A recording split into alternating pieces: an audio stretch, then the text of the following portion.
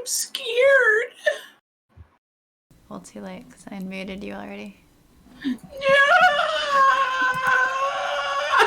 Welcome to the Satan and Sharky show, where Satan trolls Sharky again.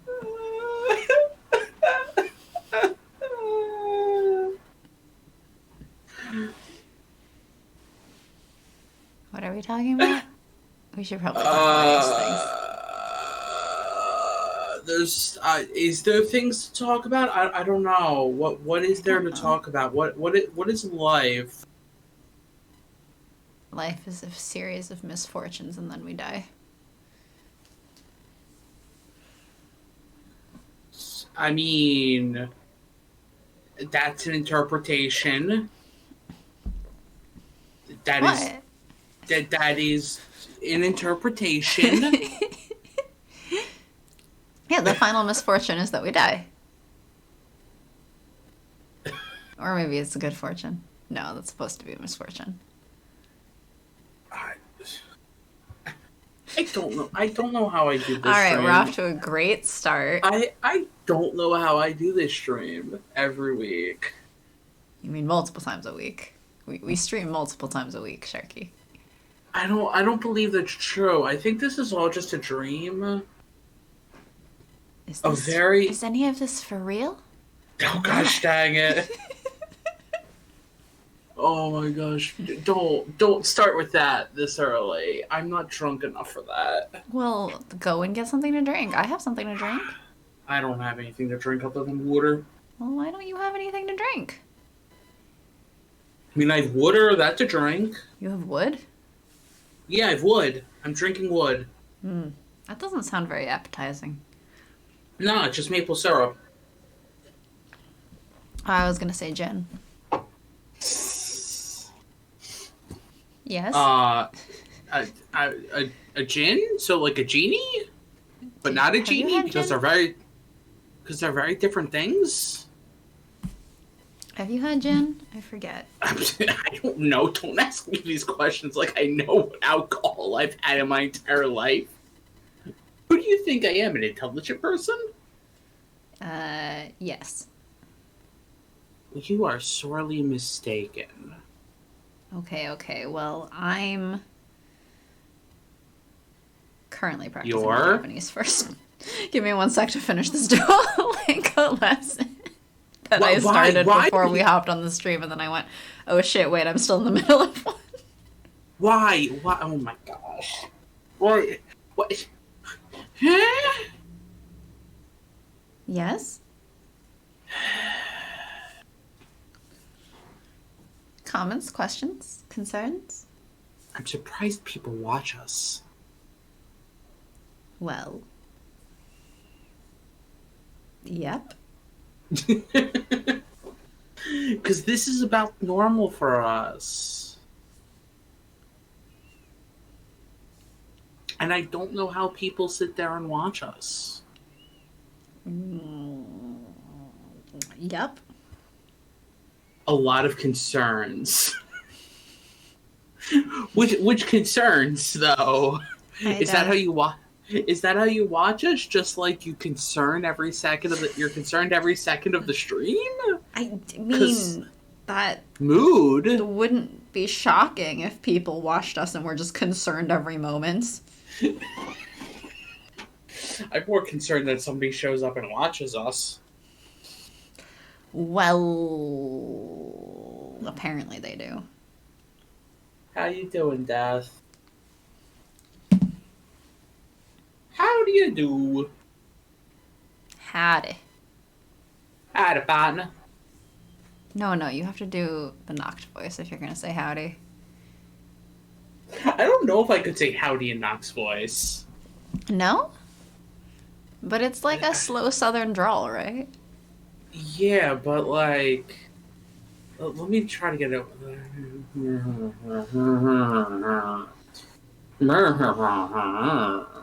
Like, alright, if we really want to challenge ourselves, we'll do the whole Just Chatting stream with you as Knocked and me as Amanda. No, I could not keep up doing the Knocked voice for 2 hours straight. Okay. 10 minutes at a time. No, I literally could not do that. I would bust out laughing. If you want me to be like, well, howdy, partner. I don't know there it is. I don't know what you want me to say. I can't do this in 2 hours. But why not? Or 10 minutes. Oh, your knock voice is so good. I am concerned. I think everyone would enjoy it. Oh my gosh! Why do we do this to our? Why should we just cycle through all of our old voices? That'd be funny. Hello. I don't even know all of our old voices. Not to worry, we've recorded it in a spreadsheet. Oh no, but I don't remember what they sound like. Is the thing. It's okay. Half of them for yours are just your normal speaking voice, I think. Nah, there were some slight variations of it. Well, I said half of yours. But I don't... Obviously, Ashley is not your normal speaking voice. Hmm? Yes? I don't know. You don't know?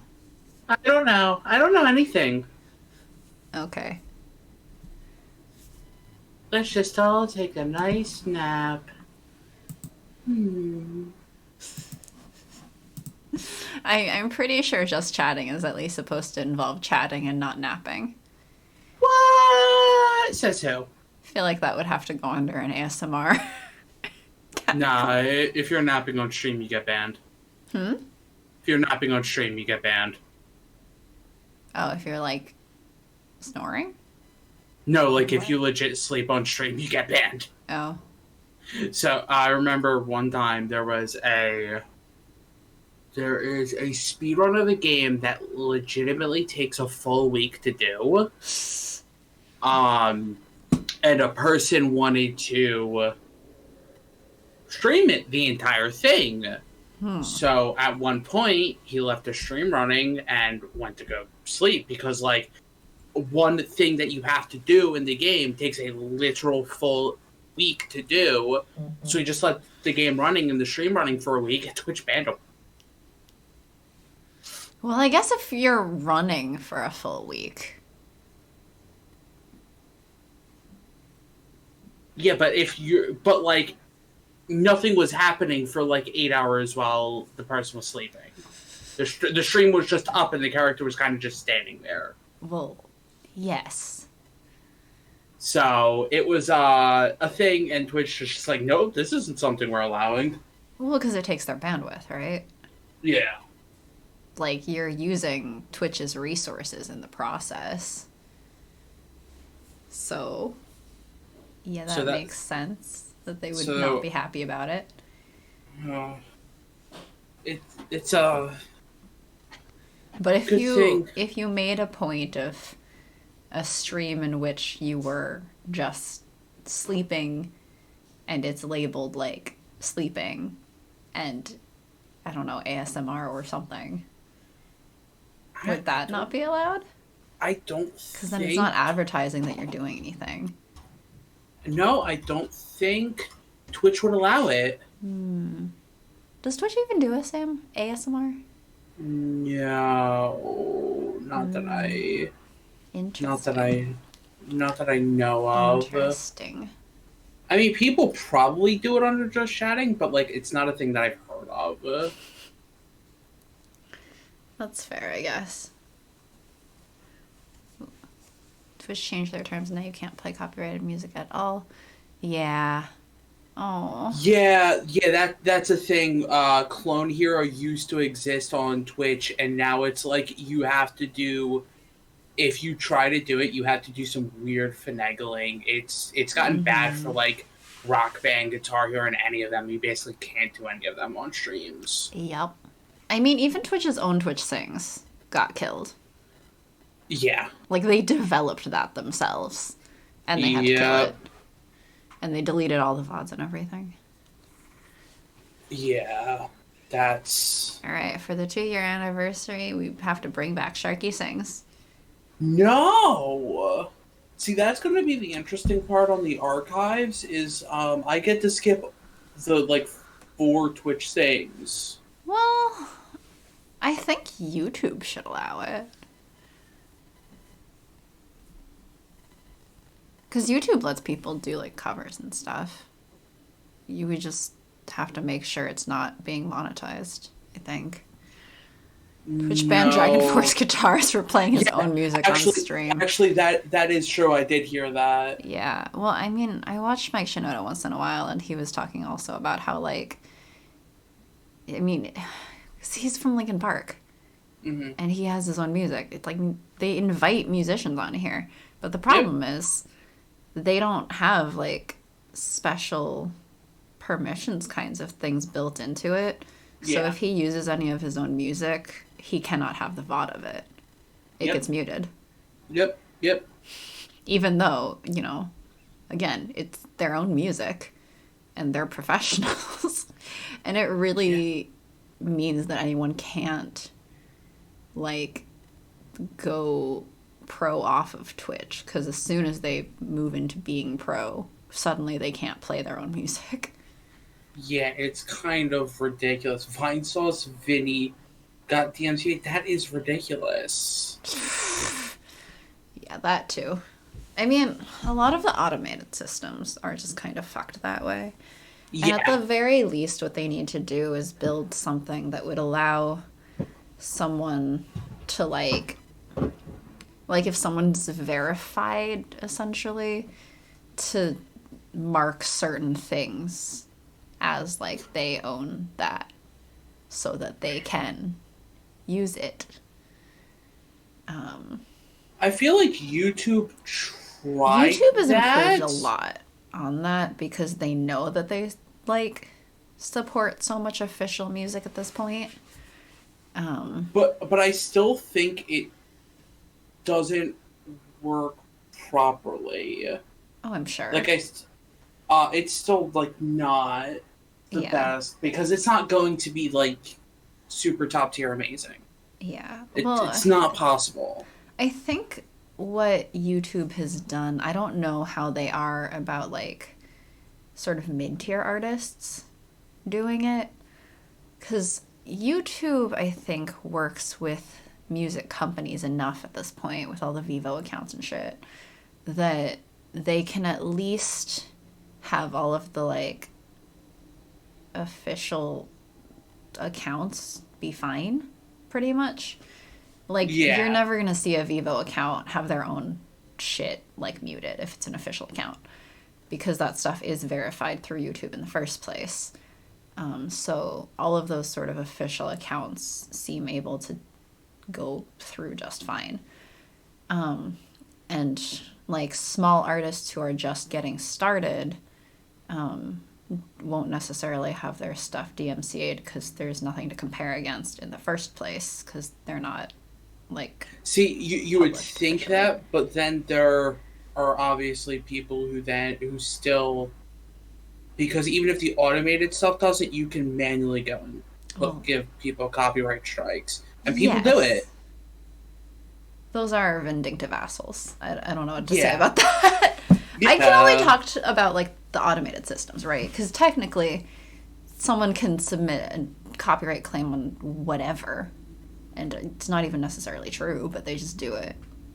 And then it makes your life terrible. So, I mean, yes, but, like, that's not even quite, like, a YouTube or Twitch or whatever platform issue. That's a humans are assholes issue that needs to be better sort of monitored, I guess, or better handled in that way, but... There are probably ways to stop the trolling from happening. Yeah, it's tough hard because at the point of being reported, it's more likely that, like, human error is going to come into the mix, not even just from the troll side, but, like, from the people reviewing those reports. They can't know every single thing. So I think a lot of times they assume these reports are being made in good faith when they're not. Yeah. And it kind of screws over the for the people who aren't doing it in good faith, it screws over the people who are getting it taken out of. Like, but there was one I saw recently that, like... One sec. Something went wrong. An unexpected error occurred in Streamlabs. OBS must be shut down. Please restart the application. Oh, lovely.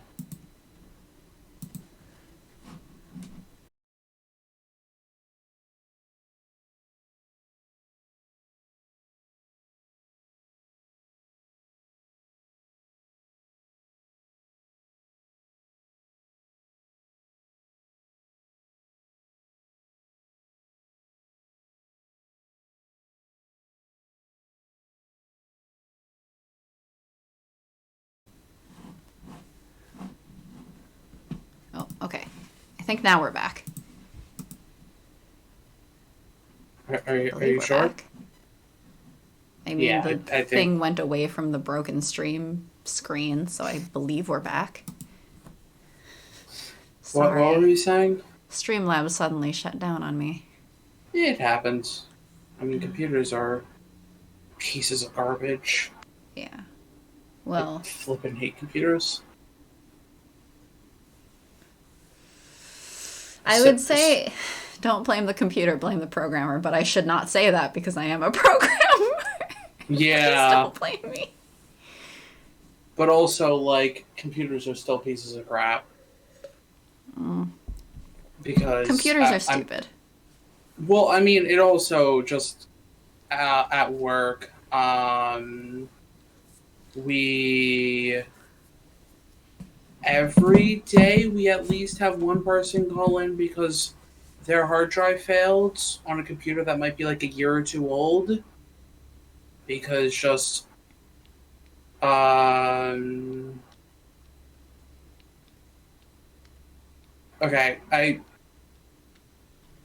I'm gonna say something about this. Dale, can you please not with that? That's... I know you're joking with that, but that seems a little too much right now. I know you're joking. Just please cool with that a little bit. If you want to joke, you can crack jokes at both of us or neither of us. What was I saying? Oh yeah, computer failure. Computers suck, yes. Computers suck. I flippin' hate them. Yes. Is there more? I flippin' hate them. I flippin' hate them. Because I've been working on the same error in AppSync for over 24 hours. In what?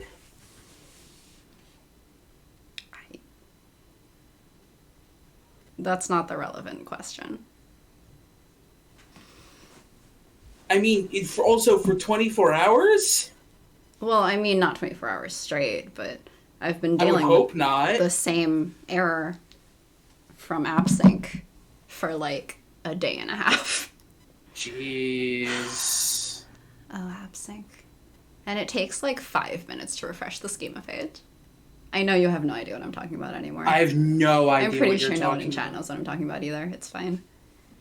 This is why I don't complain about work on here. It's one thing to say like, oh, some random person at work for help desk was just refusing to listen to me, and I'm like, AWS refused to tell me anything useful about this error.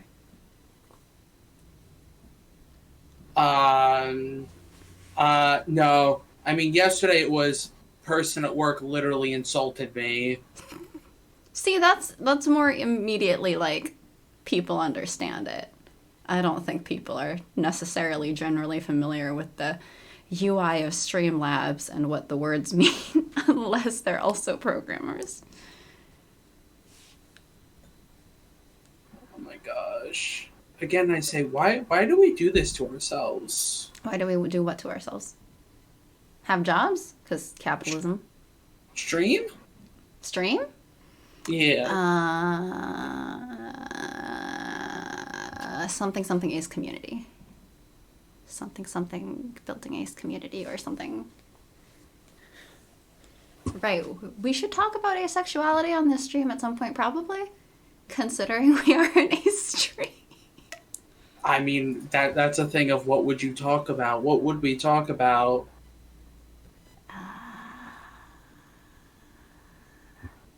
I don't know. Asexuality. Large common misconceptions. I don't know. We're not a podcast. We're not a podcast. Listen to us like one sometimes. Like, that's the thing of if we want to talk about it, it's like, well, what to talk about? All right, I'm going to talk about how I've been watching Elementary, and Sherlock is absolutely asexual. And I believe he's canonically asexual, but also it's really funny how asexual he is. Well, and that's the thing of, like, canonically, it very much feels that way, and I don't think, obviously, there's never going to be a, yes, he is ace. I mean... think, what was it? Someone was telling me how, I guess, because Watson in Elementary is played by Lucy Liu, who's a woman. Yeah. And so, because they like shipping, John Locke in the other Sherlock, they like claim it's queer erasure. But one, they're not a thing. It's not a thing. Like, I mean, I guess people ship it because people will always have their ships. But people it's not canon by any means. At least, I just finished the first season. Please don't spoil anything if you know. But, it's not a canon thing. They're not together. And I'm like, at least for Elementary, they're very sort of outright about it. I guess there's, one thing that could make him maybe Grey Ace or Demi, but for the most part, he literally talks about sexes. Like, oh, this is a thing that I do to, like, spark these neurons in my brain to make me more efficient. It's a physiological thing. And that's it. It's not about attraction. It's not about the sex. It's just to make him more, like, efficient at using his brain. That is such a mood. I mean, even in the BBC Sherlock, I'm like, and this is probably the ace in me, I watched it and I'm like, yeah, he's a person, he's there, like, he doesn't really, like, he's friends with Watson. I would never say that they would ever be a couple, because they would be terrible together. There's that one other character, like, people ship Sherlock with, because apparently they had some tension in, like, a scene or two, and I'm like, nah, though, they don't. Yeah, like Elementary Sherlock is canonically only ever having been in one actual relationship. And it seems like that's probably, if even sexual attraction, that's probably the only person. Which is why I say maybe Grey Ace, maybe Demi. But, like, the way he talks about it, absolutely. The aces can still have sex. Yeah. But it's, like, not an attraction thing. It's a, hey, this helps me. Yeah. Or even if it is, like, even if he does experience attraction, it's, I don't really care about sex other than to stimulate my brain for investigative work. I hate how a lot of characters can be ace or error, but the creators don't know the term, so it's just very coded, but without any confirmation. Yes. And that's a huge problem, and I mean, there are some creators who are like, I don't like putting those terms on the characters because, like, people want to ship with whoever. And I'm like, Yeah, but, like... There are definitely various characters. I'm like, no, I'm going to headcanon this person as Ace because they definitely seem coded that way. But, yeah. Like, they mentioned Goku, and I'm like, I could see somebody definitely from Dragon Ball being like, no, Goku, because literally the two things that Goku cares about, or three things, are his friends, eating food, and fighting with people. So what Jughead is supposed to be. But, like, forever salty at Riverdale. Forever fucking salty at Riverdale. My only problem with being like, oh, Goku is Ace is because he has, like, kind of the trope of he is too childlike at times. So it kind of it's the infantilizing thing. Yeah, it would be like, I can see it, but, like, it feels weird, kind of like, and not to say, like, oh, you're wrong for thinking that, but it just feels weird to me. To be like, no, he's Ace. It's like, but, like, he's kind of just like, he's a child. Like, he's had sex because he has 2 kids. But, like... But Ace people can still have sex. Ace people can still have sex, but he's so much like a child that it's kind of just like, it feels weird. Jughead's actor tried to push for him being canonically Ace. And the creators apparently went, oh no, this is an origin story, so we're not going to get into all of that, which means effectively heteronormativity wins out. So I mean, Jughead in the show, as far as I know, is up to where I saw was straight. Yeah.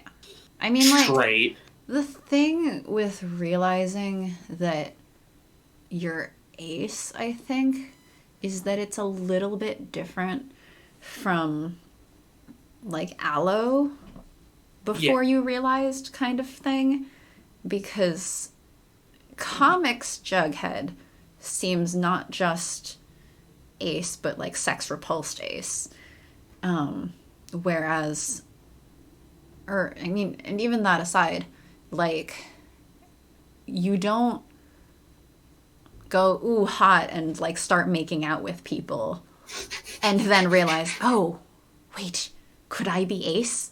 Because the thing is, like, that's not a thing that you tend to think about or do in the first place as an Ace person. So when they had... I only watched 2 seasons because after the second season I was like, the first season was decent other than Jughead being not at all Ace. The second season is just dumb. They're just so stupid. But, like, Jughead is so Aloe because all over the place they have him initiating it. They have him really being, like, the one into it or being upset that stuff isn't happening, and I'm like, you can't turn back from that to be, oh, he's actually sex repulsed. You just, that's because, I mean, if you're sex repulsed Ace and haven't learned the terminology for it, that doesn't change that you're sex repulsed. It just means that you feel weird about these things that are very normalized in society. But they didn't do that. And they're like, oh, no, it's an origin story, so, like, maybe later. But in the meantime, we're going to make it heteronormative as fuck? Like, no. That's not how that works. It's not. I got to the end of the second season, I'm like, no more. Yeah. I can't. Because also just the rest of it was not good either. Season 1 was not bad. Season 2 was just stupid. Like, every opportunity, take the dumbest possible thing that character could do, and they did something even dumber instead. Like, Archie joins the fucking mob. What? It was a flippin' Yeah, the writers were just too lazy to bother researching asexuality or anything. Yeah, it's... And I mean, like, there are other, like, characters that I've seen, like, oh, this person, we are several seasons in English class. What? Wait, you had to watch seasons for a class? What? Why? Also, there's way better writing out there, so doubly, why? Why? Just, why? Why? Why?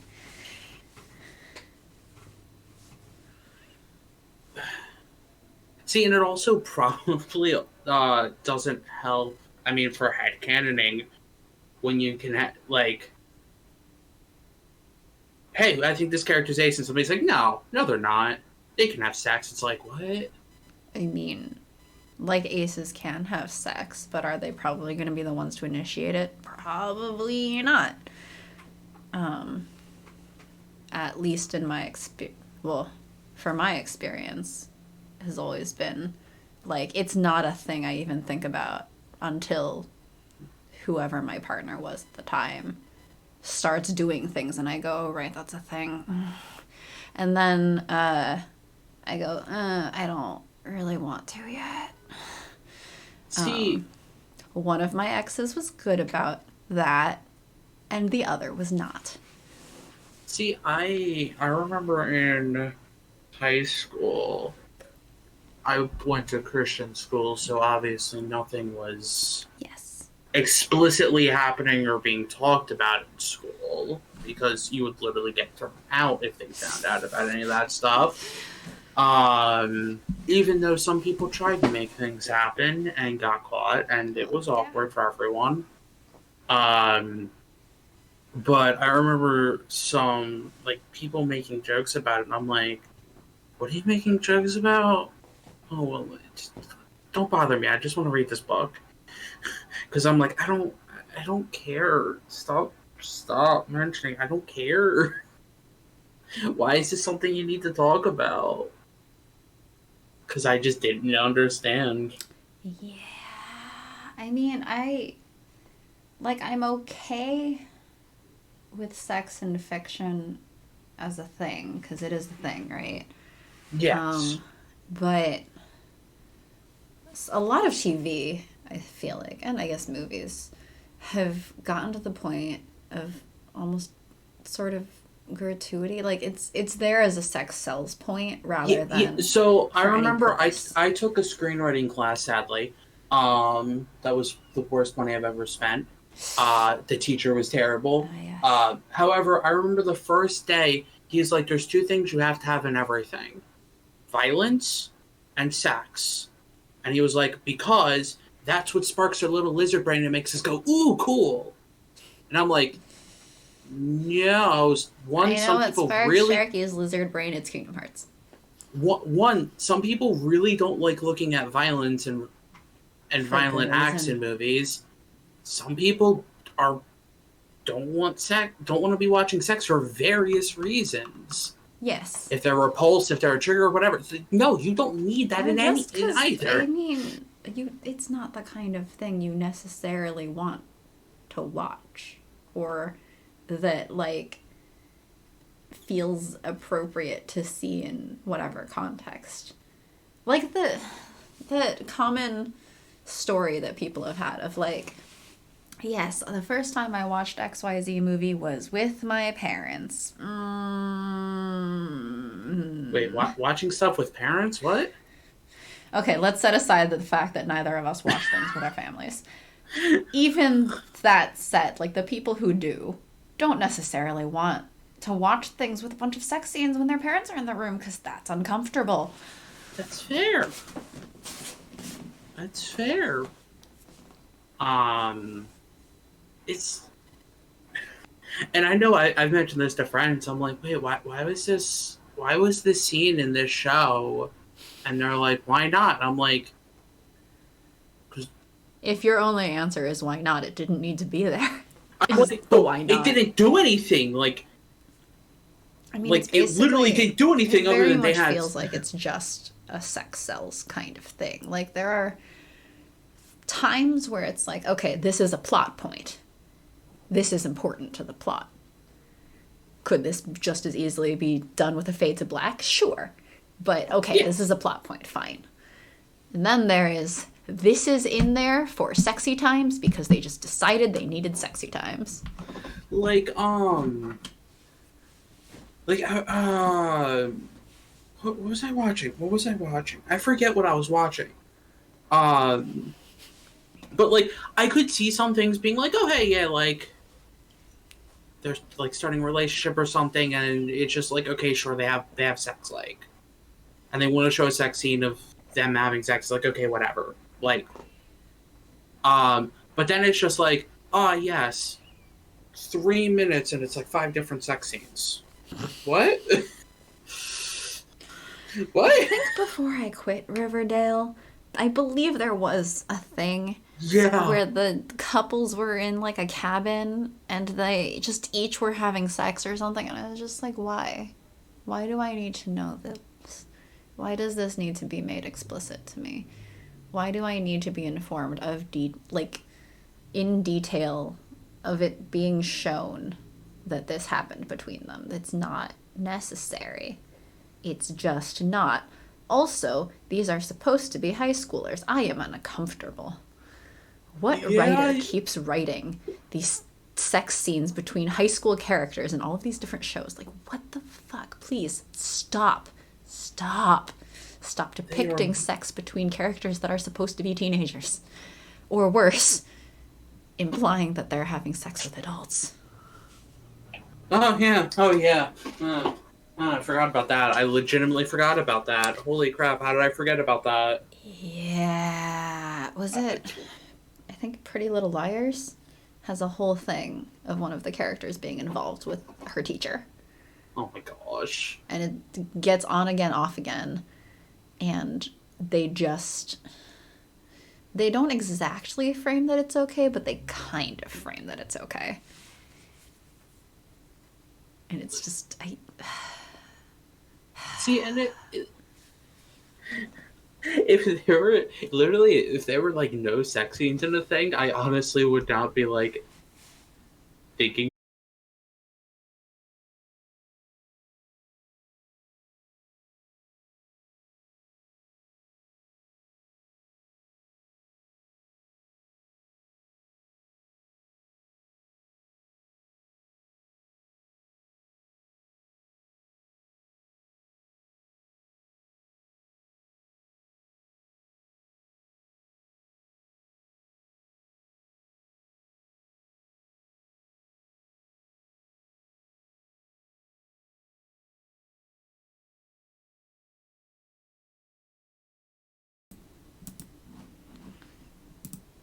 Happy 2 years! Woo! Okay, we're back again. Okay. What was I gonna say? Sorry, Streamlabs has issues today. I don't know why. So, shipping and sex and all that stuff. Yeah. And I'm gonna bring this up, and it's gonna feel weird, but it's a thing. Kingdom Hearts. Oh boy, there's so many flipping ships in that, and a lot of other stuff, and I'm just like, they're all good friends. Yeah, I mean the whole thing is friendship. Friends. So I'm like, why do they need to be shipped? The whole thing is friendship. And you cannot have ships. With the way everything is treated, you cannot have ships without making one of them an awkward third wheel. And from what I see, it's usually Kyrie. The only ship I want in Kingdom Hearts is the gummy ship, okay? Ships, what they have could be shipped in there. Sora Kyrie, Sora Riku... Sora Kyrie I can kind of understand, but Sora, I don't want it to get explicit because they're children.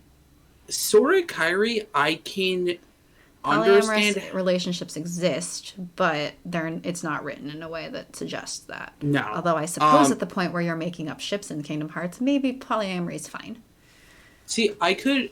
Sora Kyrie, I could only see exist because, the writers, imply that super hard. Yeah, so Sora Kyrie, I'm like... But I feel like that's also but in a very, childhood crush, puppy love kind of way, not any kind of, sexual tension way. That sounds gross. But also from what I hear, and this is from what I hear because I don't know Japanese, a lot of those scenes where, it's super implied, crushes between the two of them. In Japanese, it's not. I mean, they have the Paopu fruit thing between them from the very beginning. Apparently... the Paopu fruit isn't romantic. It's not necessarily romantic, but the way that Riku says, whoever wins this race gets to share a Paopu fruit with Kyrie, turns it romantic. Because it's turning it into, a love triangle competition thing. That never went any farther past that screen. But, Sora Riku's a thing because people or like there's no chemistry between Sora and Kairi. Well, yes, because she's always unconscious. And there's more of a chemistry between Sora and Riku because of how close friends they are, so maybe they're... Well, not only that, like but each Nomura other. Doesn't know how to make female characters have any sort of depth. Like, when all of your male characters have depth and detail and, like, actual character development and stuff, and the character development of Kairi is alive to dead to alive to unconscious to alive to she's unconscious again. Yeah, no wonder there's no chemistry. She's unconscious 90% of the fucking time. Axel with Sayax is a thing. Yeah, I could see that. At one point it was Roxas and Naminé. At another point it's Roxas and Shion. I mean, I guess Roxas Naminé kind of stems also from the Sora Kairi thing, right? To some extent. To some extent, yeah, but I mean technically so, to some extent kind of with Shion too. Well, yeah. I mean, just these ships don't have as much standing on their own. They have standing because of the convoluted nature of Kingdom Hearts, in which these characters are also these other characters. And if these characters are shipped together, I guess that means this other set of characters should also be a ship, I suppose. It's a weird mess. I'm like, they're just... Hey, Sharky, you want to give a Kingdom Hearts crash course to Death? No, that's good. But it's just like for me, I'm just like, they're just good friends. Let's kind of leave it at they're good friends. Yeah, I mean, like they're really good friends. Character out of the female characters in Kingdom Hearts, the only character with enough sort of strength of standing in Kingdom Hearts who's female is Aqua.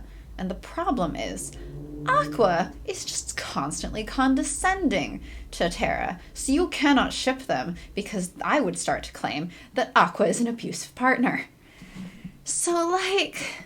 Yeah, I've seen a few people do that, and it's like, nah, it's not. She doesn't show enough respect or understanding for Terra's point of view, and does not bother listening to him about what the situation is. She just immediately jumps in accusing him of being wrong or bad. That it's like, that's not a healthy pair. I would never want to ship those two together.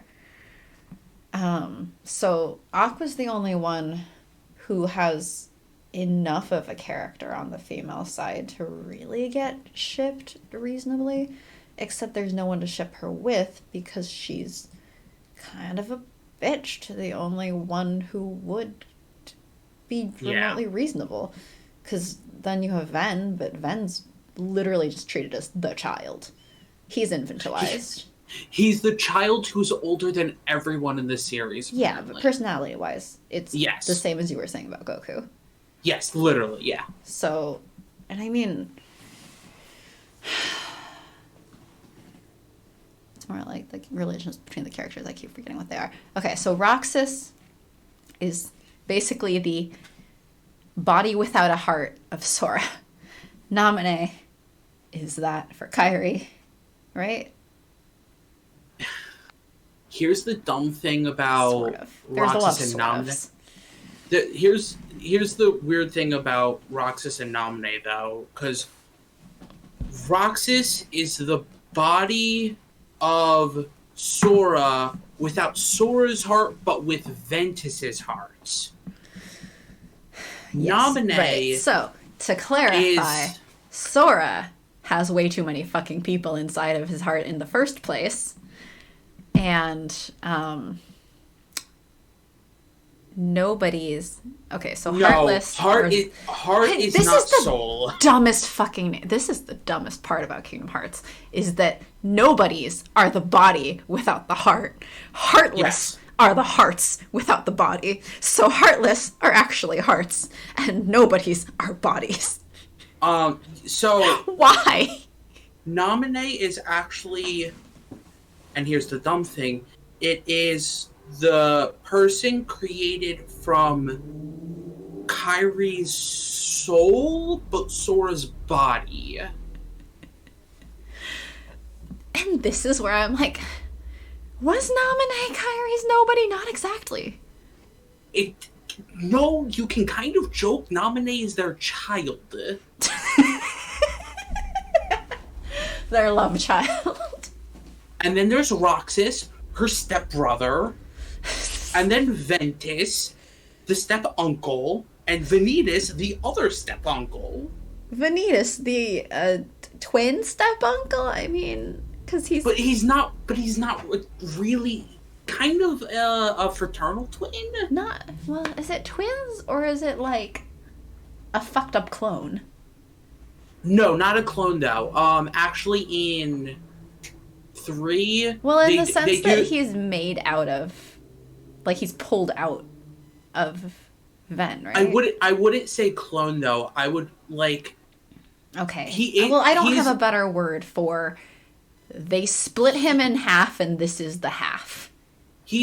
By the end of the series, he is very much his own person that I would more say brother. Well, I mean, have you ever watched Orphan Black? Are you familiar at all with Orphan Black? I got to the end of the first season, and I haven't watched any farther. Okay, I never finished, like, the final season or whatever. I got to the end of the first season. I know the whole... The short of it is, right? It's kind of, clones. But also... And the thing is... Kind of, to Kami they're clones from birth, but they all end up in very different places and very different sort of directions and statuses in their lives. Yeah. It's very much a nature or nurture question. Yes. But a clone in that same kind of sense, except that rather than having the same exact DNA, it's that it was more like the original got split in half. What's the term for this? Like mitosis? I don't know. So it is kind of like Kami and Piccolo. Kami and Piccolo is actually a very good analogy. I don't know. I assume you don't know anything about Dragon Ball Z. Kami is literally the god of the earth.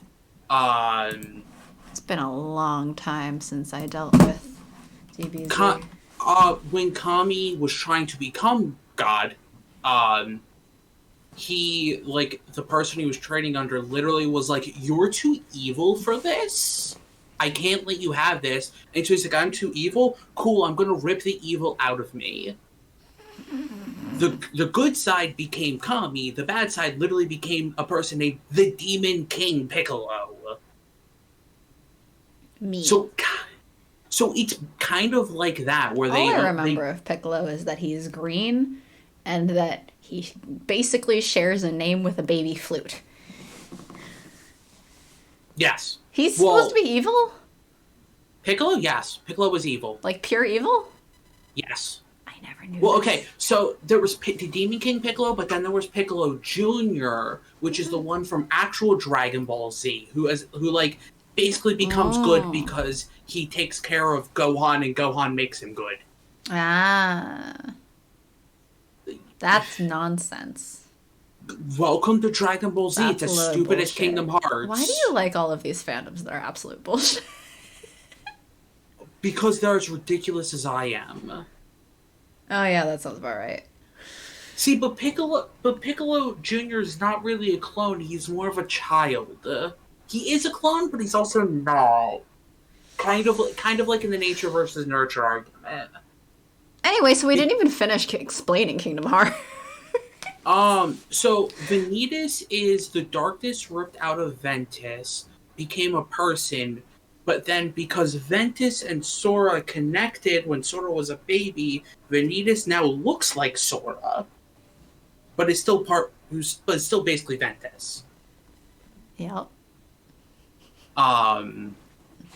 So it's a weird mess of they're all related, they're all the lore in Dragon Ball is ridiculous. You say this, but like we're talking about Kingdom Hearts. I directed us off of the ridiculousness of DBZ just to go back to Kingdom Hearts ridiculousness. Only because Kingdom Hearts ridiculousness I'm at least somewhat familiar with. You of course know more about it than I do, but that's fine.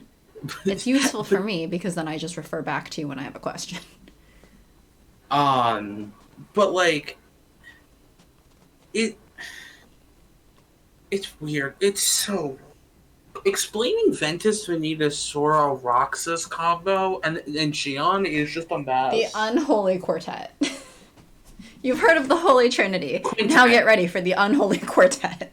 Quintet. Which is the Quinn here? Ventus Vanitas Sora Roxas Xion. Oh, I wasn't counting Xion. Who's a clone of Roxas to absorb Sora's memory. She's almost literally a clone. Because they took a little piece of Roxas to create a new body. No, she actually is. She legit is a clone. Kind of like she like legitimately is the cloning process as it would work in real life. But as with Replica, is now their own person. Well, clones develop. It's that nature versus nurture again. I don't know what more to tell you. They develop their own hearts and go off and try to murder That's people. a separate problem.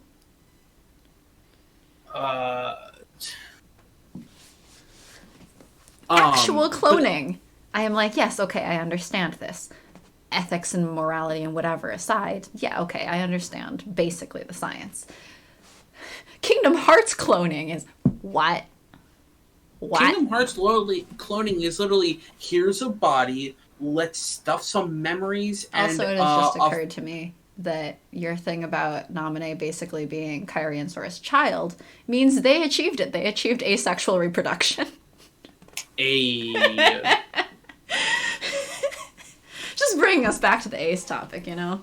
Well, Naminé was literally created when Kairi's heart left Sora's body. Mm-hmm.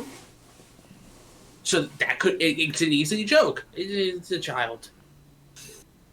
What was I saying? I don't know what you were saying anymore.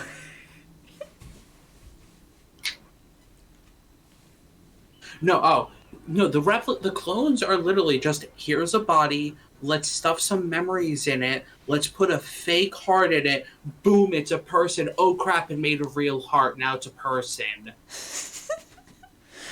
Oh, Kingdom Hearts. You fucking shit show. But really, stuffing a heart in a replica is very complicated, because a heart's not just a heart, it's a thing. Anyway, so this is why Mickey doesn't have a shirt. No, Mickey doesn't have a shirt because Disney was dumb in the first place, and then Nomura's like, now I have to explain why he's shirtless. Like, no, he didn't really have to, but now that he's brought it up, I guess we're thinking about it. I mean, that's Nomura's thing for Kingdom Hearts, is you have to explain everything. Everything has to have a quote explanation, even though it doesn't really have an explanation. It has a kind of explanation. I'm just tired of Nomura. I'm just overall so exhausted with Nomura. I would like Nomura to retire. You know he's not that about to, but I would like him to retire. That ain't happening anytime soon.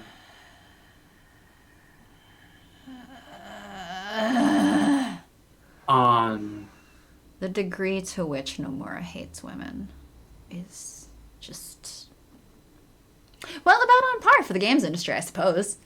No, really. Oh no. Who do you think is worse about it? Nomura or Kojima? They're different sides of the Virgin Madonna thing, right? But that's it. They see women in that same equally shallow way. And I'm just like, yeah. Actually, I watched the honest trailers for Death Stranding. Oh no. I did. I don't know all that much about Death Stranding other than that they absolutely fucked up asexuality in there too. Yeah, oh yeah. Utterly. Oh god, that was a fucking mess. Because I saw the screenshots of that. Oh, I remember seeing his screenshots of that. I'm like, are you flipping serious? Like, apparently the Death Stranding female characters literally are named such that they basically are just the roles that Kojima sees them as. And so... let me find the character list so I can say what the female characters' names were, because it was absurd. It was so stupid. Yeah, it's probably just like Courier or something. Oh no, this was it. Previously, he gave us Quiet. Now guess what this other woman's name is? Loud? Fragile. Oh, jeez. I don't know who I want to punch more, but I'm pretty sure it's only equal because I've actually played Nomura's shit. I don't want to touch Kojima's shit. He can fuck himself. He probably wants to. No, he wants to fuck a woman named Fragile and another woman named Quiet. Gosh. Let's be clear here. He wants to fuck the women. He just doesn't respect them as people, so their names are Quiet and Fragile because he couldn't even be fucking bothered to give them actual fucking names.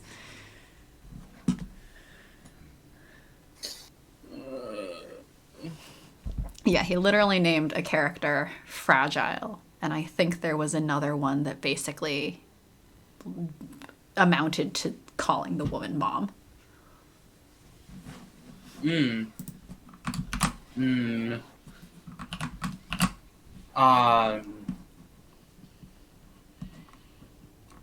Gosh. See, but we know Nomura is not... I was right, but it wasn't basically amounted to. Her name is literally Mama. And it's not because she is the mother. It's literally just her name is Mama. So you have a character named Mama, and you have a character named Fragile for two of your female characters in this game. What are we gonna do? Die Hard Man, Heart Man, Dead Man. I don't think Kojima knows how to name... Kojima sucks at naming anybody, but especially women. Look. Die Hard Man, Heart Man, and Dead Man all sound like independent roles. Mama, yeah, that is true. Is a name in relation to, like, your relation to someone. Someone Fragile is a mama to someone. And there is Fragile, which is just asking to be punched in the face.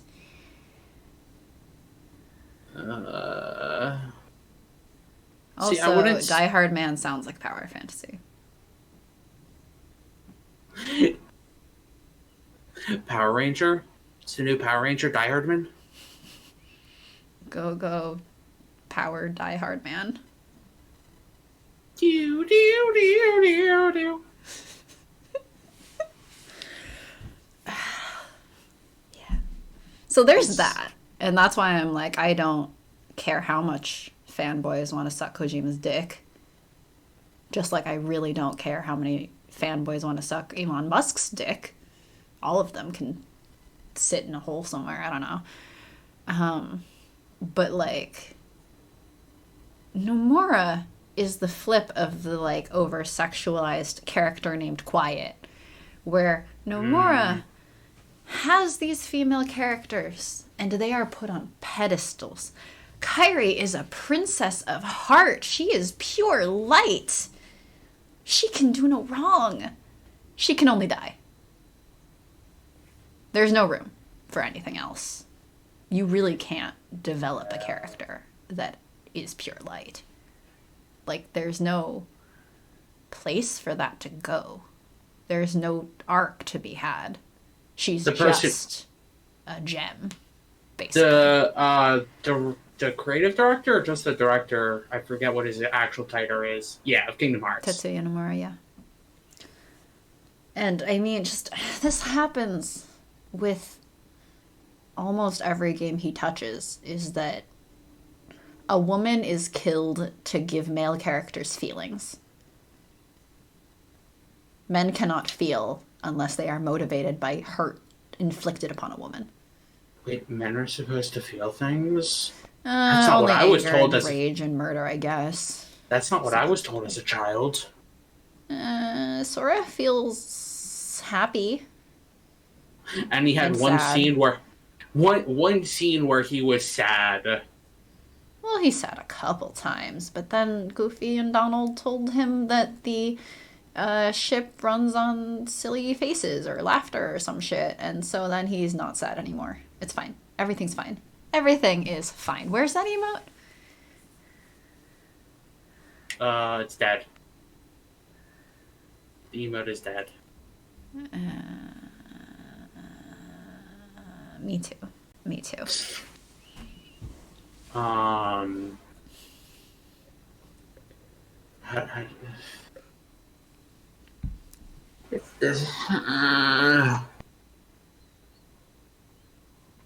don't know. I don't know. I mean, like, I'm just gonna pull up Nomura's wiki page, because at this point I'm already ranting. I may as well go all the way. Like, I feel like every game he touches, women die. And it's absolutely absurd.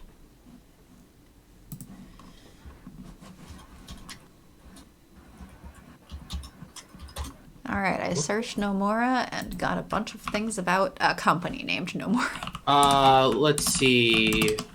Final Fantasy IV, Final Fantasy V, Final Fantasy VI. Okay, Chrono maybe not Trigger. everything he touches. Certainly everything he's in charge of. See, yeah, that's the thing. He was a lower role on those games. Yeah. So, Kingdom Hearts, just all of Kingdom Hearts. Director. Yep. Final Fantasy VII is better about it, but we know what happens there. And if you don't know, well, I'm sorry. It's been multiple decades. He also wasn't in charge of 7. He wasn't in charge of the original 7. He just did design. Director of the new one. Yes, that is true. And I will say that the new one fleshes out Barrett a lot. Barrett's a lot less racist. Yeah. Barrett is a lot less of a racist character in the remake, which I'm so glad for. Because as he originally was, it's basically just a racist caricature. But as they've represented him in the new one, he is inspirational. He has a cause. He is a fighter. He's so good. Yes, it's the women in fridge trope. Which is why sometimes I refer to it as, he fucking fridged her! Yeah. Alright, so we have... What else has Nomura worked on in a major capacity? He was on The World Ends With You? Somewhere in this list? Yeah, he's on The World Ends With You as Where the creative producer and character designer. Where is he on that list? When did that come out? Here it is, 2007. Creative producer. Yeah. Director of Kingdom Hearts Coded. Because we all know Coded exists. He was the main character designer of 13, which I never finished. Final Fantasy 13. It's I mean, they still fridged Sarah for at least partial, and at least up to as far as I got. She's almost literally fridged because she's in a fucking crystal. So 13 is really weird, right? Because Sarah is literally fridged like an hour and a half to 2 hours in. Yeah. Until literally the final cutscene. Although, that one's interesting because she's fridged to give another woman feelings. You have Lightning doing whatever lightning does. Lightning is Cloud. She is a cloud of lightning. And then there's Fang and Vanille, which everyone's like, yes, the femme and the butch lesbian relationship. Vanilla. No, it's not femme and butch. It's goth and prep.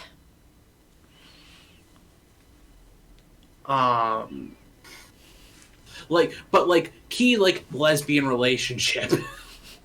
Well, yeah. I mean, I heard about that forever.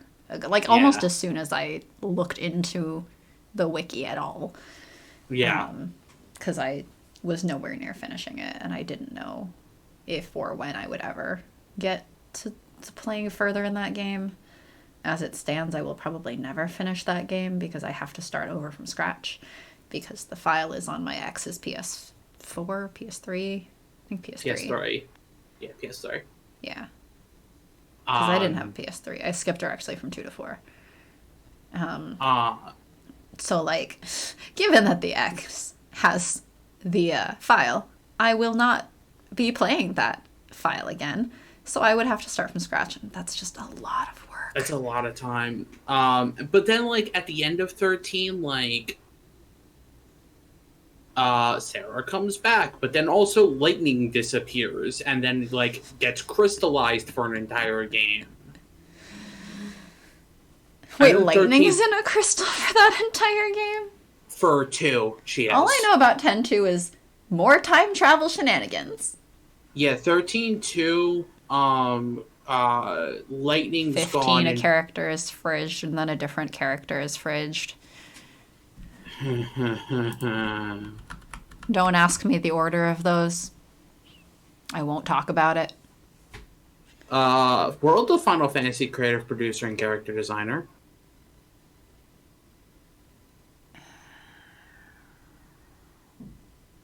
I feel like what did they do for that again? I remember there was a twist near the ending, the twist was actually the brother dies. Mm. And so there's still a fridge. It's just gender bent fridge. Yes. But then time travel shenanigans happened, and whoops, he's not actually dead now. Nomura likes his time travel shenanigans a little too much. Oh, please. I don't feel like he deals with them properly. Well, so I feel like in World of Final Fantasy, it kind of works better because there's a whole thing. There's a whole thing of we have a specific room where you can kind of mess with time and go to specific points. It was pre-established and everything of just this person can mess with time. Yeah. And when you have to go back and save the brother, one of the characters is we can do this, but I have to give up my entire lifespan to do it, but I'm cool with it. Want to save your brother? Let's go back in time. And you're like, are you sure about that? And they're like, yeah, I'll be fine. Everything is fine. And that person gives up their entire lifespan to save the brother. So I feel like it's a little bit, only the tiniest bit better than the Kingdom Hearts time travel shenanigans, which is, yes, under these very weird circumstances, you can go back and basically invade your old body.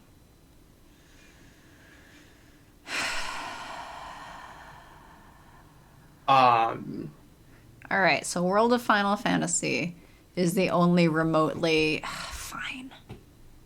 And Chrono Trigger, again, he wasn't really high on working on, but also that was... I mean, I'm just staring at the list from, basically 2010 on. Yeah, because that was really when in the first place, the majority of that is Kingdom Hearts. Because of all the Kingdom Hearts games that got released. But, the Final Fantasy, he tended to be more character designer, less director. Yeah, his Final Fantasy has its fuck-ups with those kinds of things still, but it's gotten a lot better. Yeah, sort of.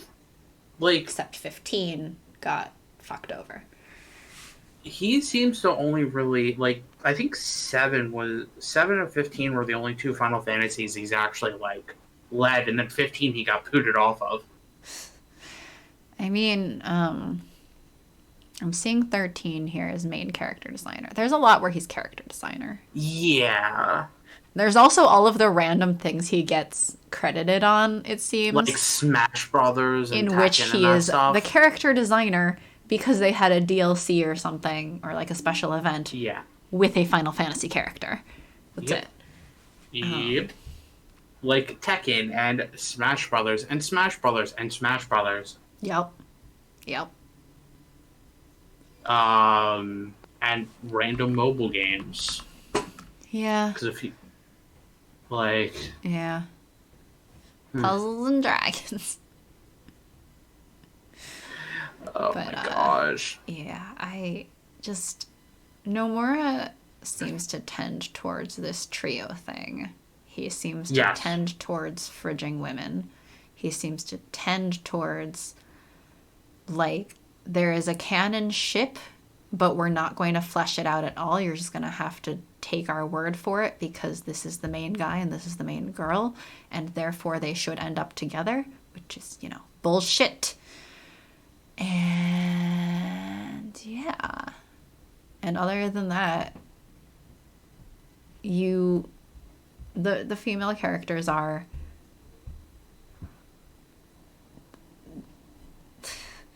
they're like put on a pedestal and or dead. And I do have to put the and or because sometimes it's and. Nomura sometimes goes, why not both? Yeah. So Kairi. You're dead for 5 minutes and now you're back. Oh, she's training. Maybe she'll do something this time. And she's dead.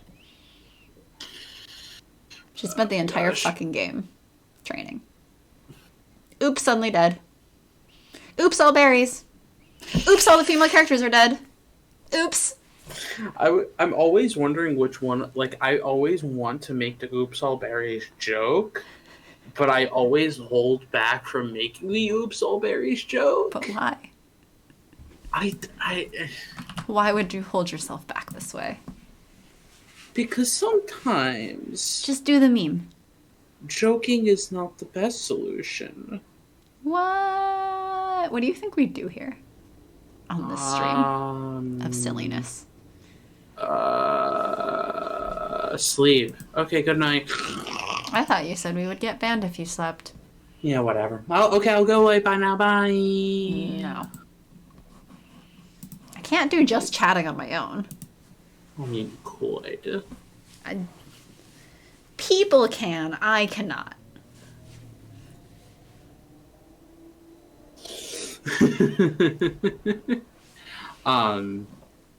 Man, I feel like I need to get back to a few games I have that I've started, but I haven't really gotten messed with too much. I mean, yeah, there's a bunch of games in my backlog. There always will be. Especially after the racial equality bundle. That's quite the bundle. If we run out of things to talk about, we'll just pick a random game from that bundle and stream that. See, I'm just like, man, I really need to get back to the Yakuza series. Oh, yeah. I'm only on the fourth game out of 8. I just started the fourth game out of 8 because I keep forgetting 0 exists.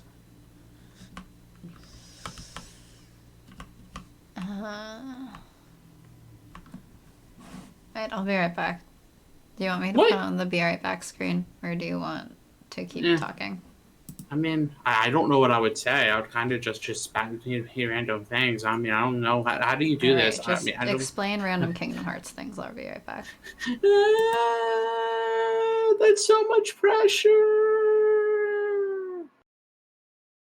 I don't know. No. See, I don't know what random Kingdom Hearts thing. I'd more just talk about, like, stuff I've been doing.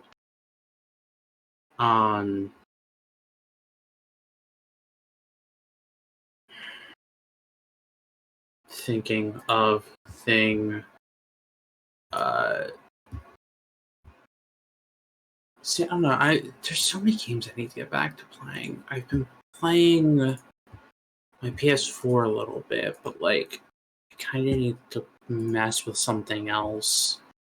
I don't fully know what game I'm going to be going to because there's just so many flipping games that I need to get to because there's too many of them. There's too many of them. And it also doesn't help that I'm too much of a flipping completionist when it comes to games. So, like, I will just go about completing the stuff, and it takes, like, twice as long than when I'm just like, yeah, let me just go beat it. Because I have to feel the need to complete the flipping game.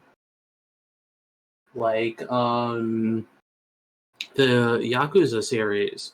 I probably would have been done the series by now, but I feel the need to get every trophy in all the Yakuza games, which is a stupid mess that I put myself in because, like, some of the stuff you like in the one game you need to literally raise like 1,000,000,000,000 yen to do some of the stuff, and it's kind of ridiculous.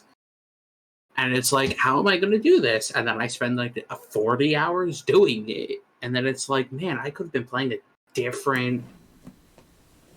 I'm back. I could have been playing a different game, but no, I just spent my time trying to raise 1,000,000,000,000 flipping yen in Yakuza 0. You're talking about your achievement hunting things. Yeah, because I'm like, I feel the need to 100% these games. I mean, lots of people do. And that's the thing of like achievement, and it fully depends on the achievements though. Like if it's like certain achievements, I'm like, I'm not going after that. Like if it's usually multiplayer achievements, I'm like, I'm not doing that. Yeah, I mean there are games where I'm like, I don't care at all about the achievements. There are games where I go, I will try to get as many of these achievements as I can, but I'm not going to stress that hard over getting every single one. And then there's the ones that are like, oh, this seems easy enough to do all of them, I might as well. Or I like this game enough that I don't mind.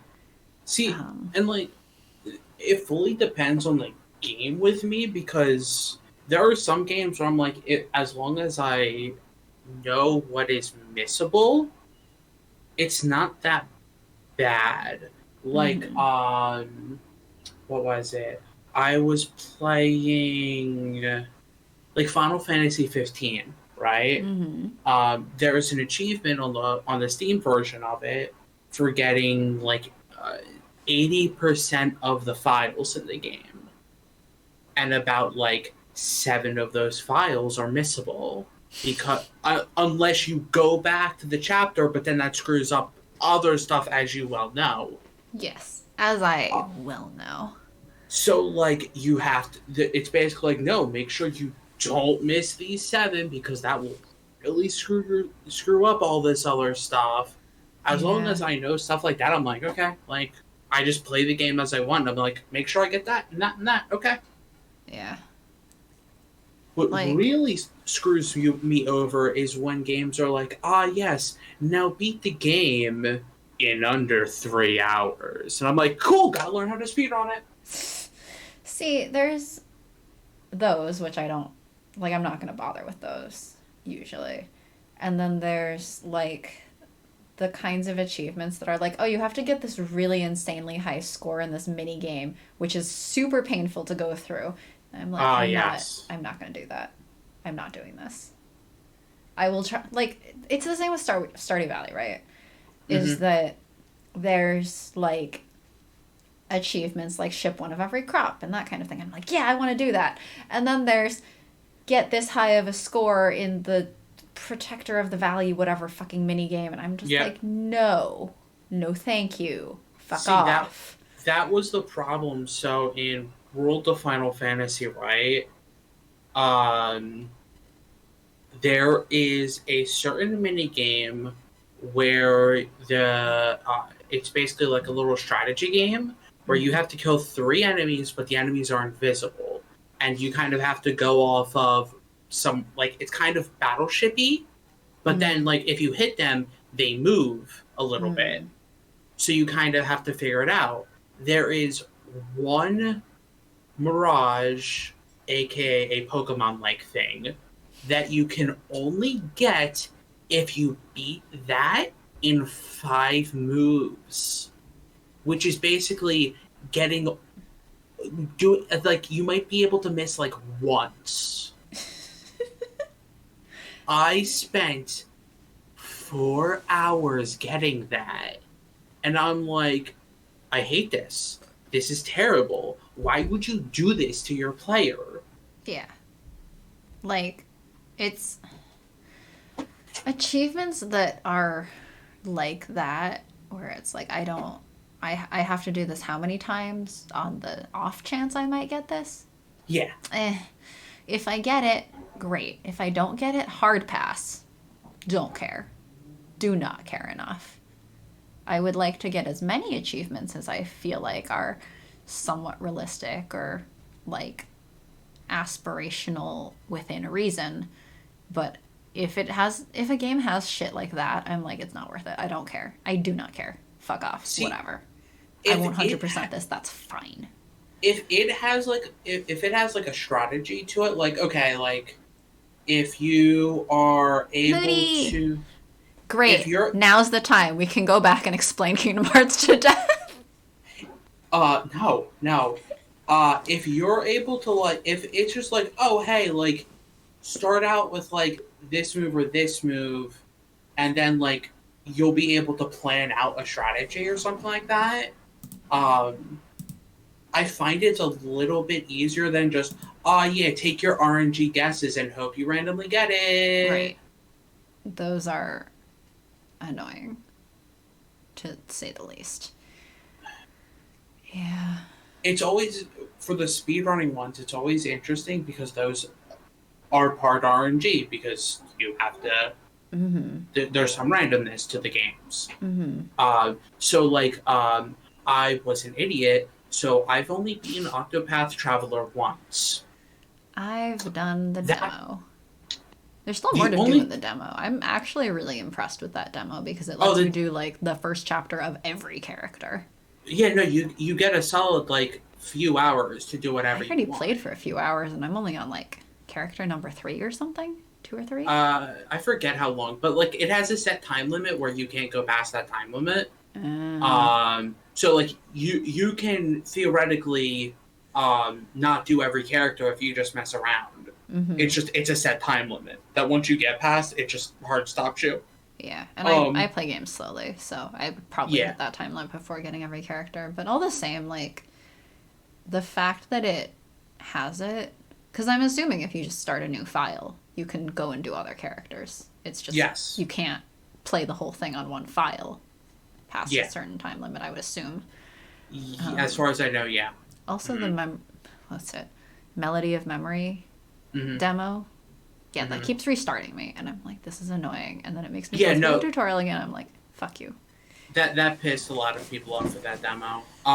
But the only time I've beaten Octopath Traveler, I only beat one character because it was one of the achievements is beat it in under 4 hours. So I'm like, cool, I'll figure out how to speedrun this for the only time I've beaten Octopath Traveler. It seemed like an interesting game. I definitely if not for the fact that I expect it to be long and there are just so many games in my backlog, I probably would have gotten that game by now, but there are too many games in my backlog. Too many games that take like hundreds of hours. I really like the battle system in Octopath. It's reminiscent of Bravely Default. Yes, and I really like Bravely Default. Yes. I really like it. That's also time travel shenanigans. I mean, the only problem I have with Bravely Default is probably character design-wise. That's fair. I mean, not just the outfits, but also just the way they're written. Agnes's voice is so annoying. My problem with Octopath, wait, what's Octopath about? Literally every character is a different story. It's hard to explain what it's about because they're only. It's a JRPG, but it's kind of 8 JRPGs in one. Yeah, that's what it is. That's what the story's about. I haven't played past the demo, but this is the basic summary. It's a JRPG developed by Square Enix that is basically 8 RPGs in a single game that overlap.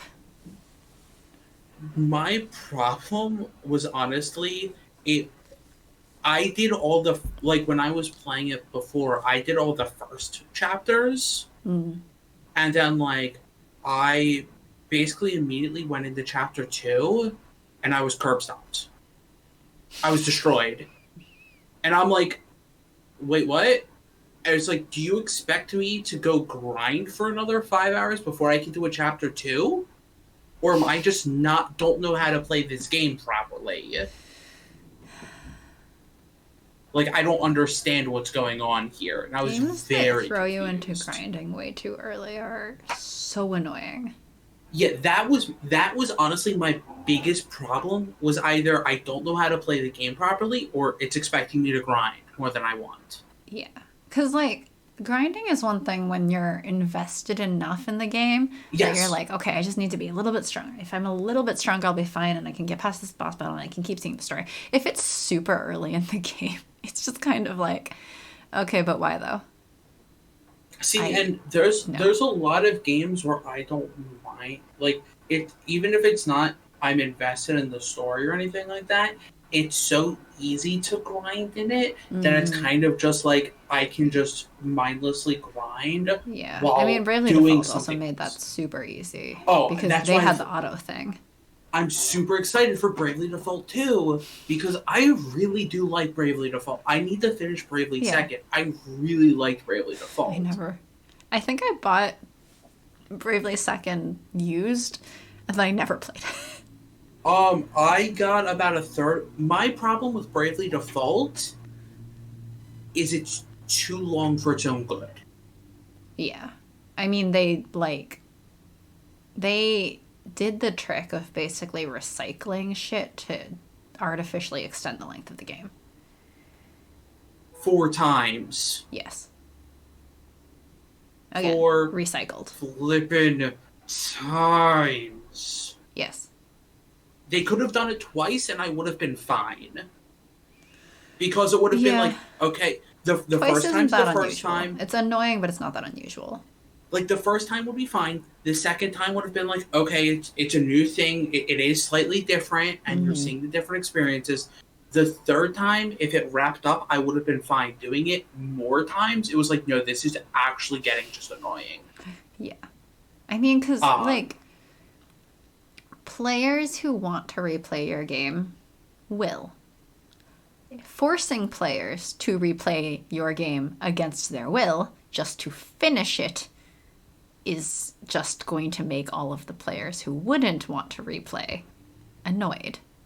And like, the second time you go through is like, okay, I mean, things are slightly different. You got to keep your eyes out for what's different, blah, blah, blah.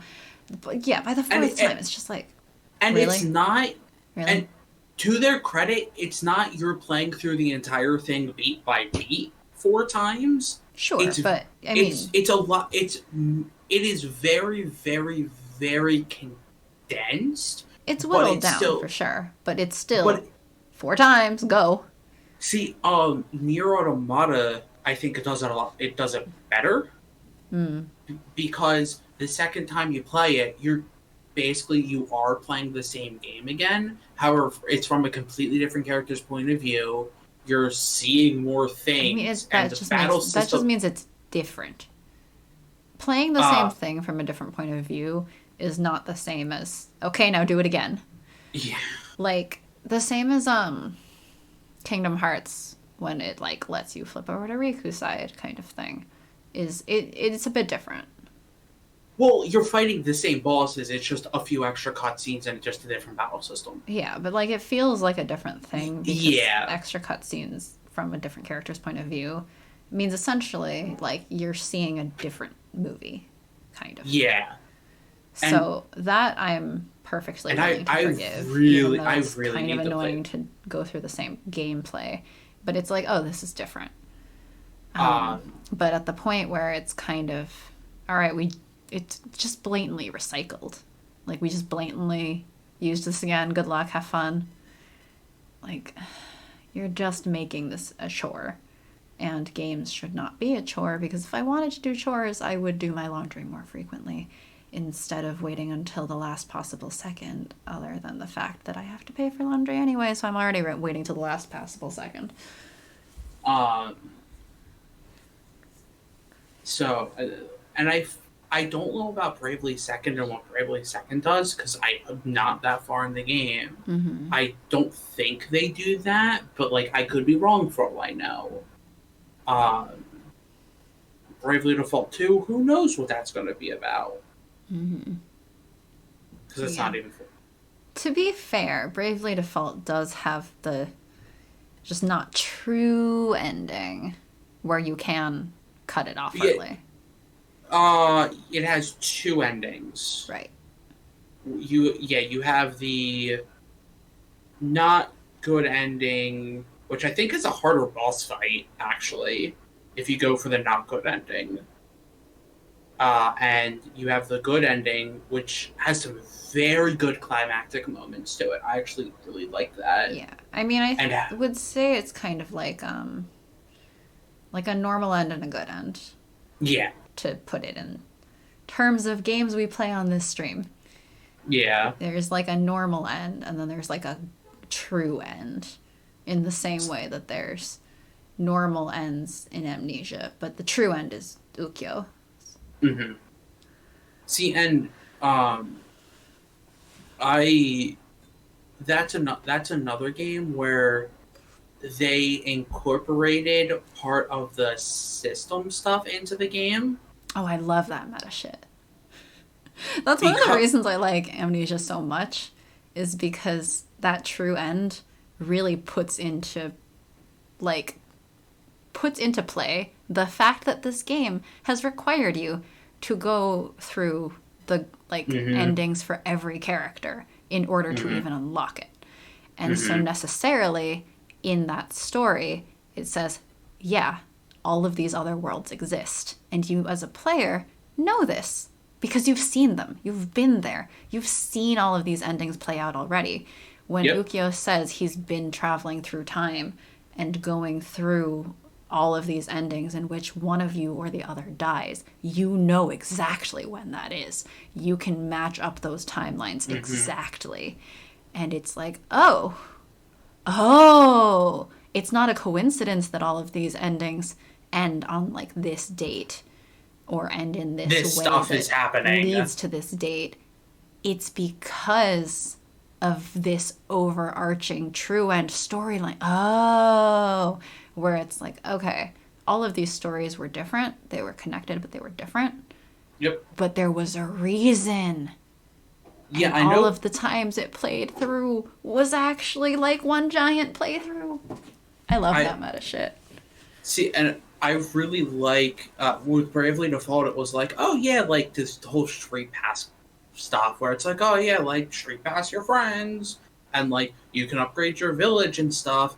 And then at one point they're like, yeah, reality's crashing in on itself, and the people you Street Pass are like, oh cool, I'm gonna help you fight this boss, and you're like, what? What? And it's like, no, our worlds exist. It's crashing in on your world. Like, we all exist in parallel worlds, and now our worlds are crashing. We're gonna help you. Yeah, those very meta storylines, when done well, are so good. They're so interesting. Oh yeah, that's also because it's like, this is what you thought was the story, but actually this was the story. And when you thought you were going through the same story over and over again, it was actually all different parts of the one true story. Yeah. And that's what's like, Bravely Default tries to do that. It fails, but then it also does that cool succeed. Mm-hmm. Like, it's annoying, but it's so good. Yeah, I think I never finished the, like, true end for Bravely Default because I needed to grind more. And Bravely Default was one where I didn't mind maxing out all the characters to 99 and actually maxing out every job. Because it was so easy. It was so flippin' easy to do after a certain point. They just go battle, battle, battle, battle, Yeah. XP, battle, You don't battle, even battle, need to battle, do the XP. battles because it has the auto system. Yeah, You just it run. was literally. I did that when I was studying abroad, where I was working, but with one hand I would just move the joystick around, and that was fine. And that was all I needed to do. It was, I found a certain setup where I could one round every enemy in a certain spot. So I basically would find the battle, go auto. They would do all the previous commands. Mm-hmm. They would kill the enemy. I would be like, and then it would basically be like, yes, go to next battle. It's already in auto. Yes, go to next battle. Okay, XP, work around a little bit. Yep. And it was great. I mean, and that's the same thing with like some of the Final Fantasy 3. At some point, it was basically hitting just one button over and over again to grind. Well, I'm not to that point in 3 because I'm still angry about the magical folding fucking canoe. So the weird thing about 3, and the one thing I really don't like about 3, with its grinding, is there's 2 different grindings that you have to do. There's the traditional level grinding, but then there's job level grinding. Where job level grinding is you level up the job based on how many actions you do with the job in battle. So literally, to grind the jobs, and the best way to grind the jobs is you defend 10 times in a fight against the easiest enemy. Then after defending with everybody, one person attacks, boom, you get all the job experience.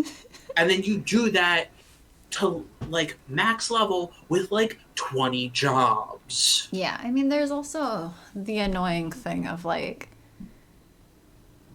there's giving players the option of many different playstyles and builds, and then there is forcing the player to try all of the playstyles and builds.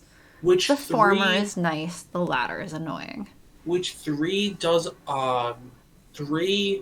a lot of forcing you into specific builds at times. Yeah. Like, there are times where you have to shrink, and if you shrink, your attacks do literally no damage, so you are I know, forced because I'm stuck at the part where you have to turn into and out of a frog. Ah, yes. And you are forced to use magic builds because you can't do anything. Mm-hmm. Because they're frogs. 5 you need someone to cast Toad and uncast Toad in order to just travel around the dungeon. 5 is a lot better with that.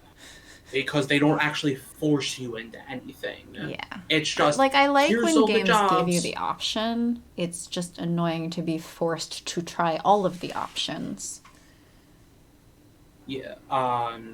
That's what I liked about 5. It was you got jobs as you went on, but it was like, you can use the base job for all that the game cares. It's not gonna, like, you're not gonna get any, like, literally any abilities. Yeah. But you can do it. It's okay to say, like, oh, you'll be punished a little bit, or you won't get as good of a reward.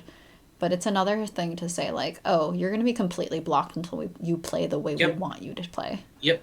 And it's like, well, if you're just going to prevent me from making any progress past this point, unless I do, like, a build the way you want me to and the way you demand that I do, guess what? I'm not finishing your game. And that's kind of a cool thing about Octopath was, at least with the achievements, where, like, obviously when you're playing the game, you're going to want to see as many character stories as possible. Mm-hmm.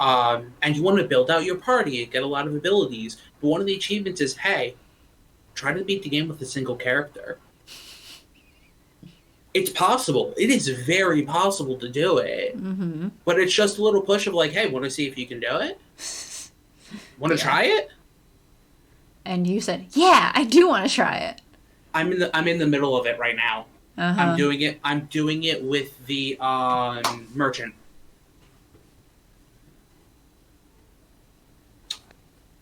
I'm doing it with the merchant character. I'm in the middle of it. Did I beat chapter 2? I don't remember if I beat chapter 2. No, it looks... Oh, yeah, I beat chapter 2.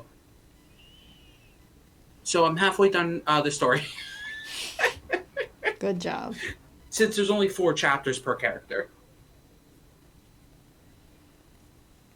But no, it's... I need to get back to that game. I need to flip and get back to that game. Because after I do a solo run, I can actually, like, do an actual for-real run where I do it with everybody. And maybe I'll learn how to actually play the game by then. Maybe you'll learn how to play the game by then. Okay. Well, okay. I'll play the game the way that they probably expected you to play, not like the speed running, like the super speed running, beating it in 2 hours and like... The being silly way, you mean? Yes. But you're a silly person. Where literally it was like, hey, make sure you get this item. Why? Because you can use it on this boss, and it deals like 10 times as many damage as you can possibly do while doing this. So, like, use your items. Because you ain't going to do anything better. It was great. I love it. It's bad. But then there's games like, I play the Persona games. Or I've played 2 of the Persona games. And Persona would be great if it didn't suffer from such sexism. Oh, boy. Oh, boy. 4 and 5 are in...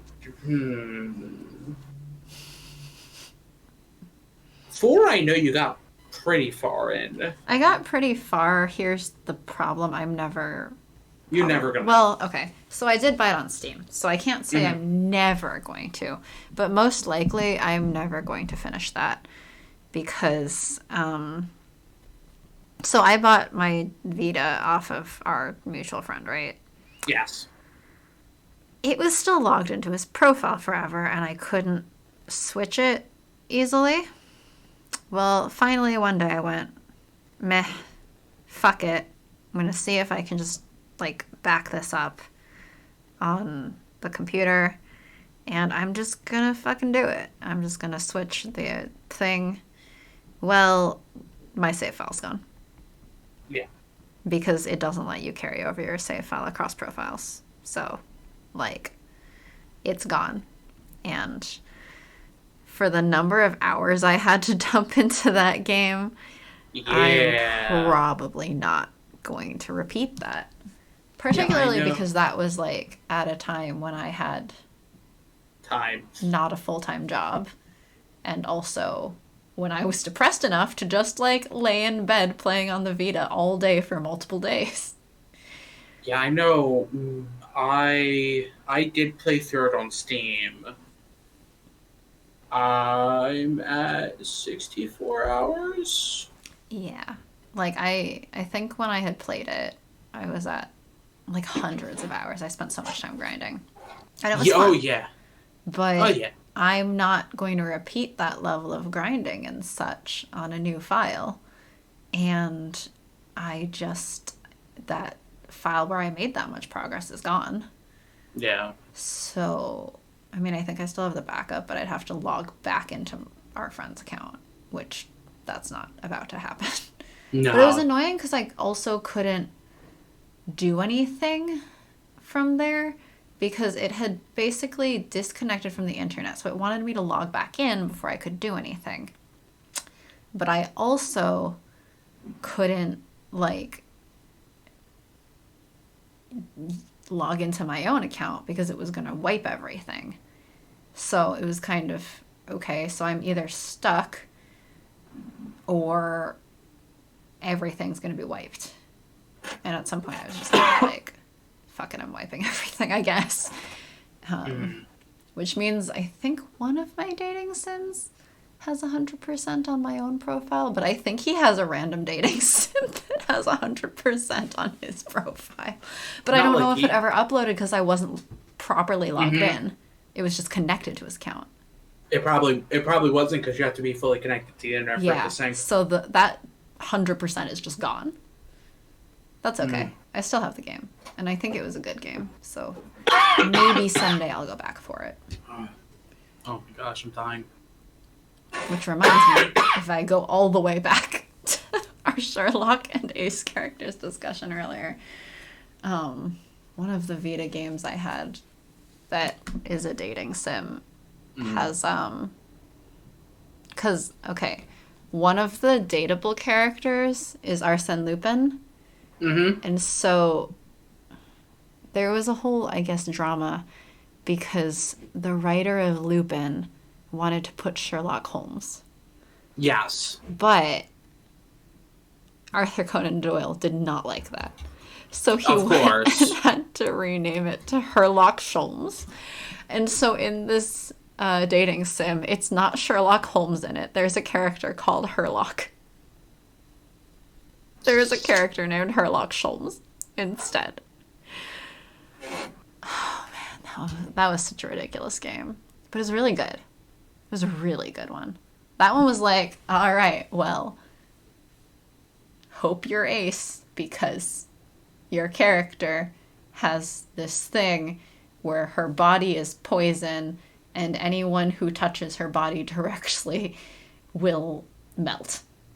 Oh, basically. Right, you talked about that one. Because she's basically like acid.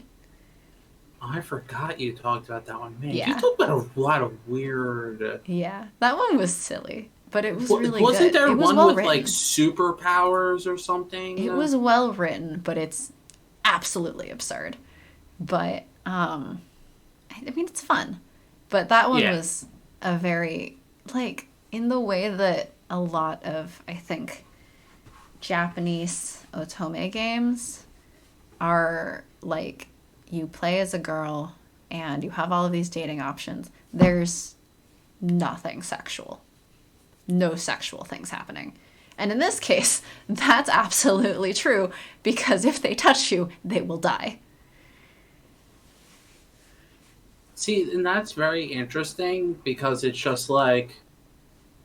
At least, and definitely, like, from what I've heard from you, it's very much just... What's the most that happened? They kiss? Yeah. Most of the time, it's really like they kiss probably near the end, and that's kind of it. But there's a lot of the romance building up. Yeah. So it's not physical. Yeah. I like that a lot better. Personally. Well... For obvious reasons, perhaps. For obvious reasons, that makes a lot of sense. Yeah. So, like... that game, there's, I think there's only one route where you actually get cured, and otherwise it's like, if they want to kiss you, they better put your poison-treated clothes in between. You have to hold your glove up in between you or something. Because your clothes have special treatment in order to not melt. Because if you just stand barefoot on the floor will start melting. That's how acidic her body is. That's how poisonous she is. That's hilarious. Yeah. Like, at one point, I think she's brought to some special doctor who's supposed to try to see if there's anything they can do about it. And so she has to get undressed or whatever. She starts melting the floorboards. It's like, okay, put your clothes back on. At least put the boots back on, because we can't have you melting through the floor. Yeah, so they cannot touch her. If you are a sex repulse ace who is not a romantic, I feel like that's the ideal situation. Like, being oh no, acidic? Sorry, I can't do anything physical, or you'll die. Fuck off. At one point, there's like thugs or something who try to basically kidnap her to sell her into sex slavery or something. But they grab her. Some of her clothes come a little loose because they're being a little rough with her, and like their hands start melting away. Oh my god. And they turn into basically like acidic puddles. in the street. And it's like, so why have that's what you get. This is when I'm like, man, we should play this. Oh, wait. Well, it might be on Steam. Let me check. Because they've put a lot of those games on Steam now. I don't know if this one is. Because that one sounds like it would be hilarious. No, it's not on Steam. Is there a capture card thing for Vita? Yeah, good luck with that. It exists, but I mean, it's for Vita. Vita's, like, dead. No, like, PSP and Vita are, like, just as bad as, like, DS and 3DS. 3DS doesn't exist anymore. And yes, that's kind of like Rogue's situation.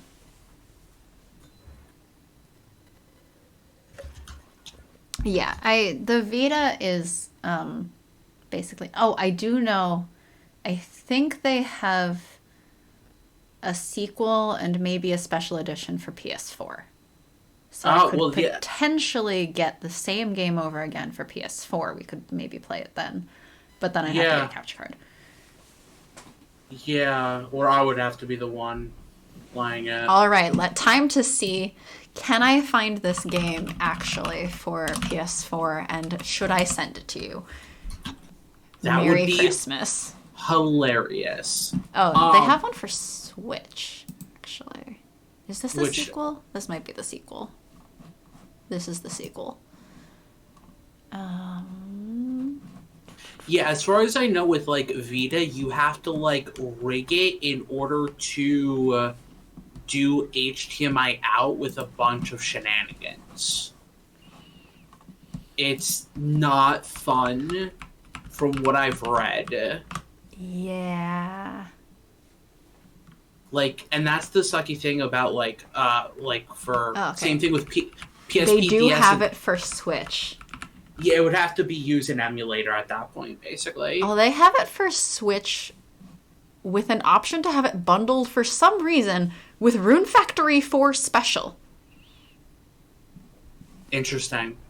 They also have a bundle of it plus the sequel. What's the name of this game? Fascinating because I don't quite understand how they make sequels for dating sims. So what's the name of this Rune game? Factory is fun. I've been playing Rune Factory 4 Special, actually. I stopped for a few months, and then I went back to it, and then I went, shit, I forgot all my controls. You know this. I've never played Rune Factory. I don't know. I literally don't know anything about it. So you know how Stardew is basically a like Harvest Moon ripoff, but with fights in dungeons? Yes. So Rune Factory is called a Fantasy Harvest Moon. It's by the same company, basically. And what Rune Factory is essentially if a JRPG was Harvest Moon. So not only is there the one dungeon, there are multiple dungeons. There's the whole storyline of dungeons you have to go through and boss battles. That sounds like that'd be super fun. It is really fun. It's really fun. I was playing. I recommend Rune Factory. It's really fun. You can tame monsters from the wild, and you have to. Because, like, instead of going down to, like, Marnie's to buy a sheep, you go out into the wild and you tame a woolly and bring it back to your monster barn and raise it as a sheep. And it can help with your farm chores and stuff. But then also, because there are monsters that are not farm animals, like, I have tamed a ghost. And so you can take your monsters also along with you into the dungeons to fight as part of your party. You can also invite townspeople into battle with you as part of your party. See, and they have their own levels and stuff, and you can give them equipment as gifts. Last month, I was playing Moonlighter. I played a little bit of that, not very far.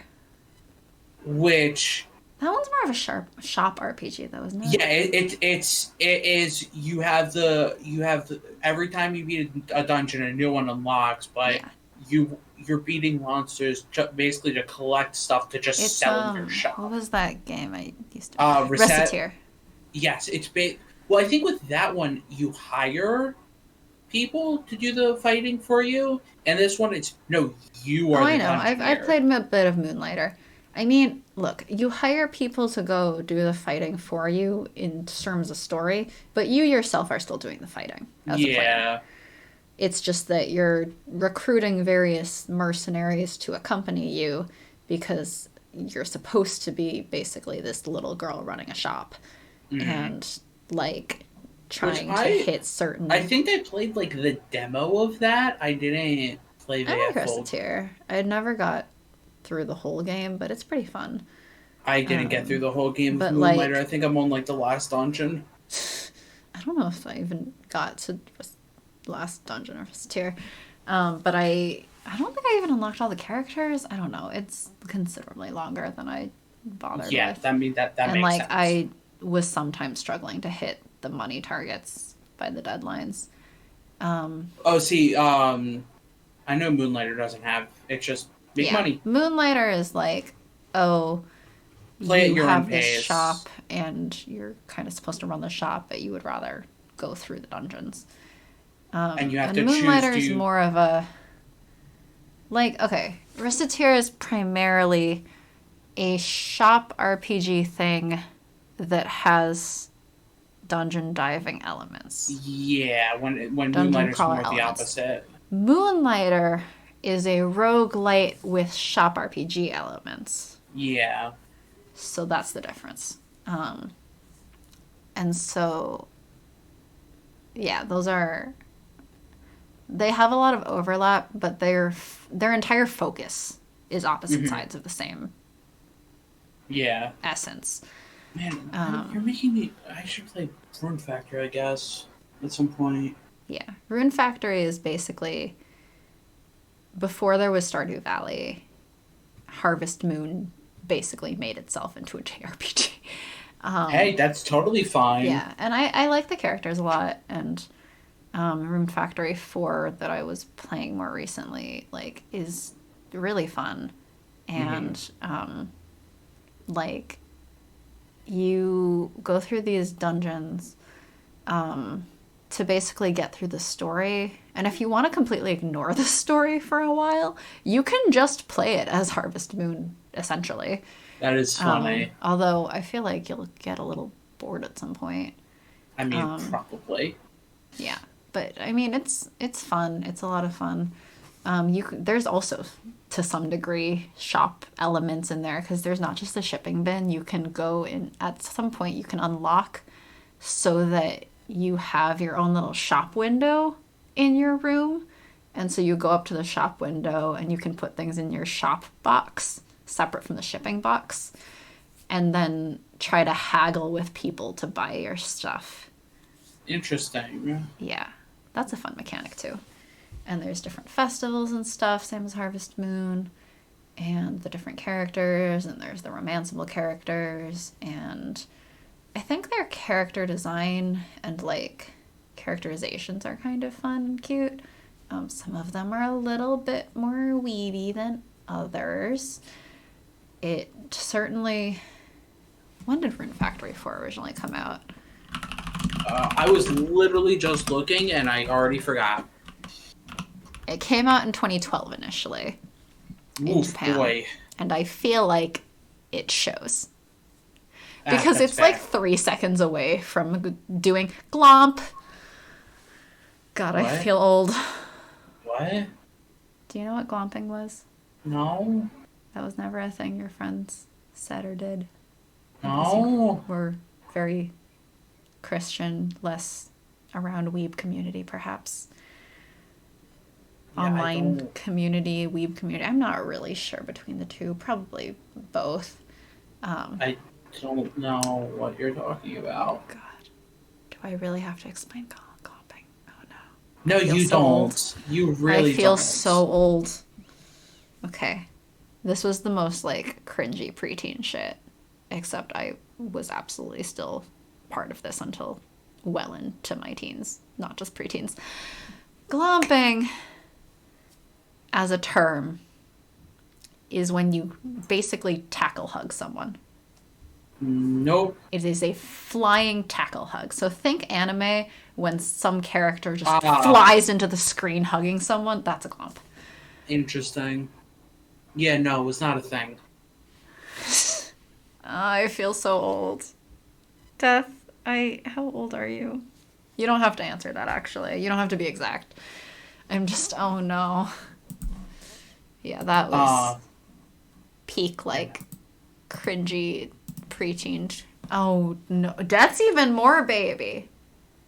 Wow, Death actually is the baby. Alright, Death's being adopted as baby number 2. Jeez. Me sitting here on my second glass of wine and Death's like, 20. Oh boy. Well, actually, because I think you're in Canada? My friends so I don't know what the drinking age in Canada is. See, apparently I'm Grandpa. I'm the old man. You're 2. You're 2, and you said that I'm 3. Oh man. But what were we talking about? Rune Factory. Yes, Rune Factory. So even if you don't know what glomping is, there you go. I've just explained it. And basically that kind of cringy, like preteen anime kind of culture is very...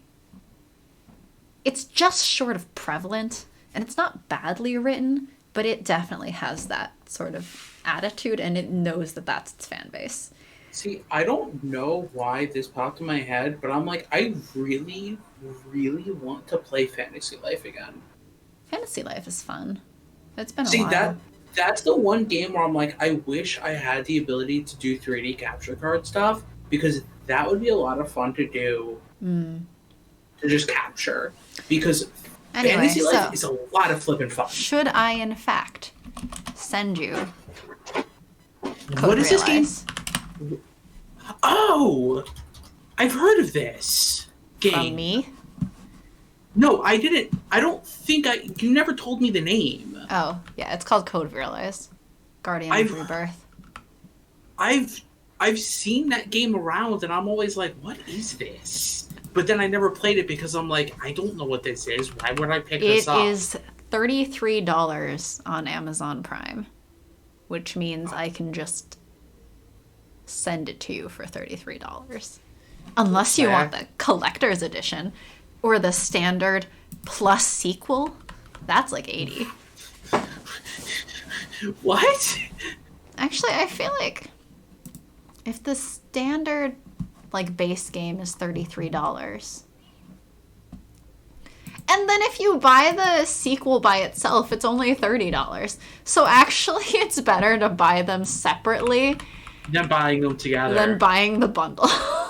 Yep, I hate when like because the bundle's at full price for both games, but Amazon has like a little bit of discount on each one.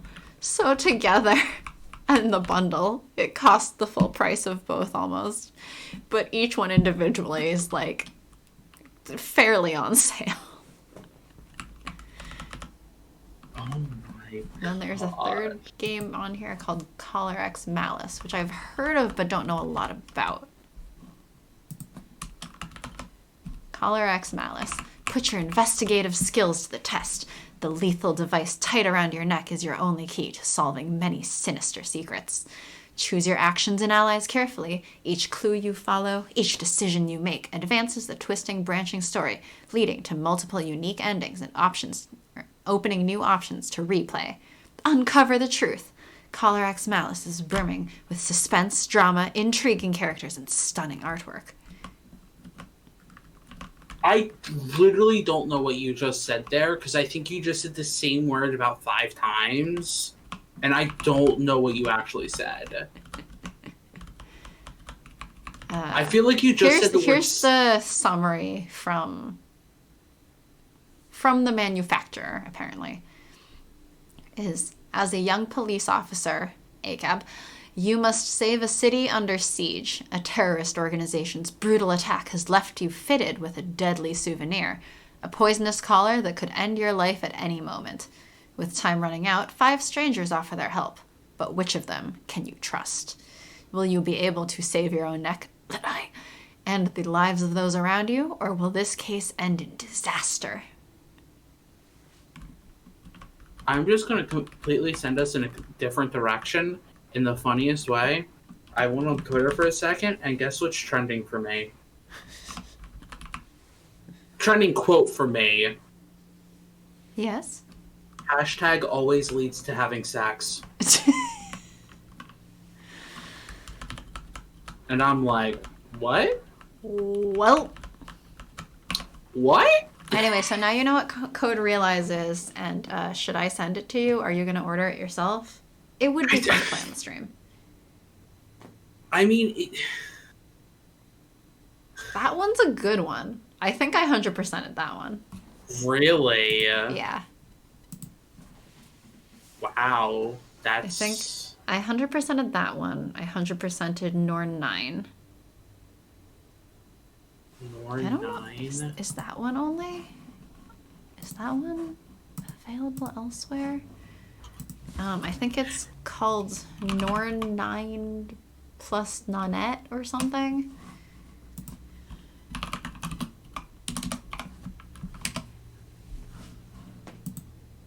Oh, they have a Japanese Switch version of that one.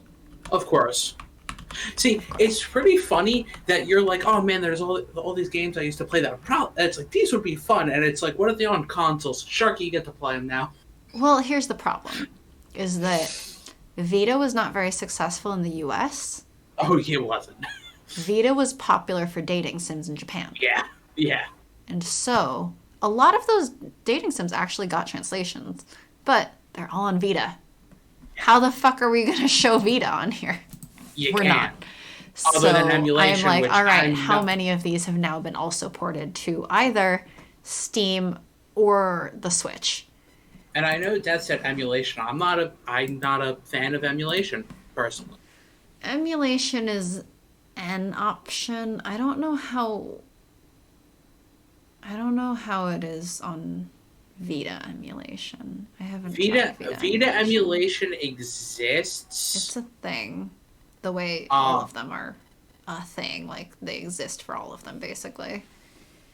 I personally am not somebody who I won't say ever. I just tend to very much not emulate games. Sorry. No, that was really it. Yeah. The thing for me is I'm somewhat okay with like, oh, maybe I can find an emulator to play this game that I want to go back to from forever ago that like I don't own this console anymore or something. Mm-hmm. Yeah, it's legal if you own the game. But I'm less comfortable putting an emulator on Twitch. See, obviously people do it because people do like randomizers and stuff like that. Yeah. And again, technically, yes, I own this game that we're talking about. We could play it in the sense that I own it. So then I guess the emulating would be legal. But I just don't feel comfortable with putting an emulator on. See, I know for me, and if I'm playing for myself, Mm-hmm.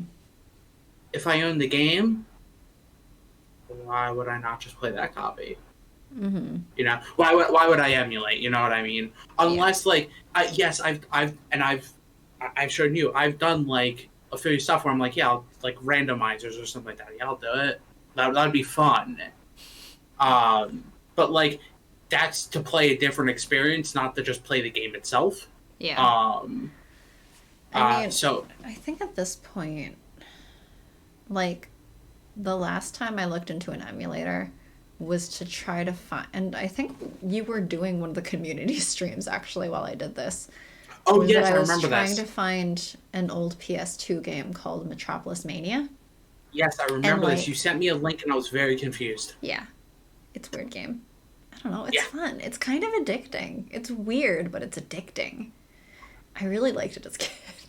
Also, it gave me the phrase shop away stress, or shop away your stress, which I then made a joke about to my mom at some point when I was a kid, and my mom has adopted that phrase ever since. because my mom's kind of a shopaholic. Kind of? Kind of. Anyway. I'm looking at this game that you're talking, the Code Realize, and I'm like, who are all these characters? Sorry. Arsène Lupin. Victor Frankenstein. Herlock Sholmes. You can't date Herlock Sholmes. I don't know who's what. But I don't remember. I think I actually might have seen something that you maybe can date Herlock Sholmes in the sequel, which I'm so curious about. So what, I should be playing the sequel too? I mean, how much money have I spent on buying dating sims for the purpose of playing them on this stream? And how many of them behind am I? We're very behind. I have put Hakuoki like after Arcade Spirits because I just think that vampire samurai boys as the dateable characters is just the most ridiculously funny thing. Like, yes, this is a game about dating samurai. Also, they're vampires. Just by the way. Yeah, they're vampires too. Yeah. I feel like I've known about the name Code Realize for a very long time, and not even, like I said, not even from you. I've just known the name. I just didn't know. I've seen like maybe a picture of it or something, and I'm just like, why? Yeah, Code Realize is a dating sim. It's an otome game, and I don't know, it's fun because it's a sex repulsed Aces stream. No, you can't touch me. You can't touch me or you'll die. And this is specifically why I joke and say, yes, Sharky, what do you do on stream? It's dating men. What do you do on stream? Men. Yeah, every time I start mentioning my stream to people in real life, I'm like, shit, wait. Maybe I should stop talking. Do I want to come out right now? Do I want to come out to this person right now? Because my roommate's brother's like, what do you stream? And I'm like, I don't know how to explain this. I literally don't know how to explain this. I probably should have explained properly to the friend who recently came out as trans to me when then they asked what the stream is. And then I was like, But I'll probably explain to them another time. Yeah.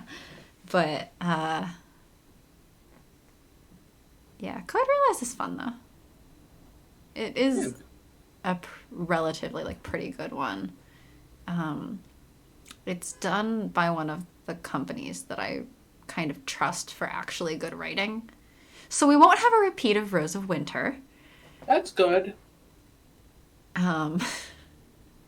I mean, there might still be, some problematic things. Yes. Which, a lot of games have problematic things here and there. We call them out, we move on. Rose of Winter was just a mess. It was such a mess. Yes.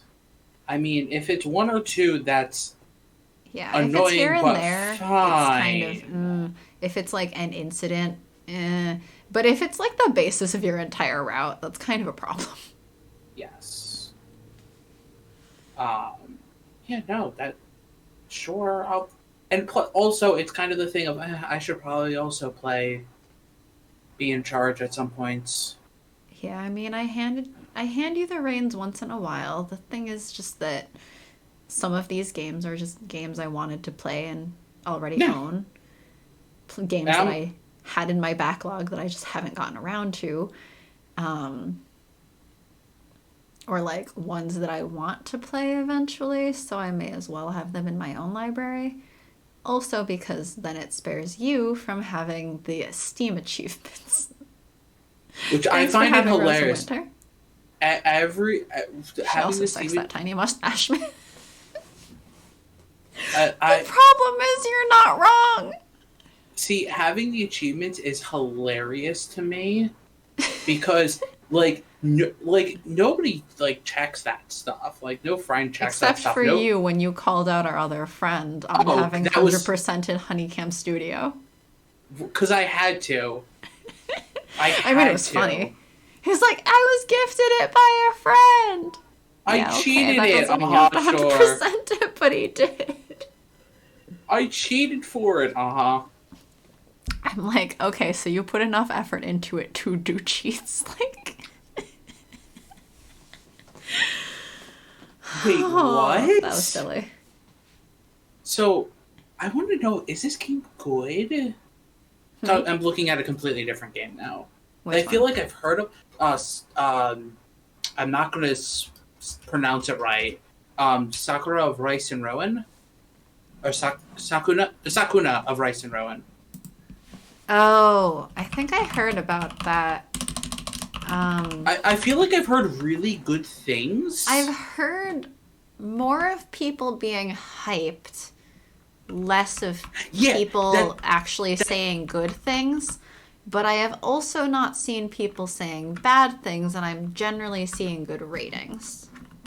I'm just, it came up on Amazon, and it's like, oh, here's the collector's edition. I'm like, how much does it, like, I'm like, okay, what does it cost? Because I'm always interested in that. It's like $58. I'm like, what? Oh, it's Sakuna, not Sakura.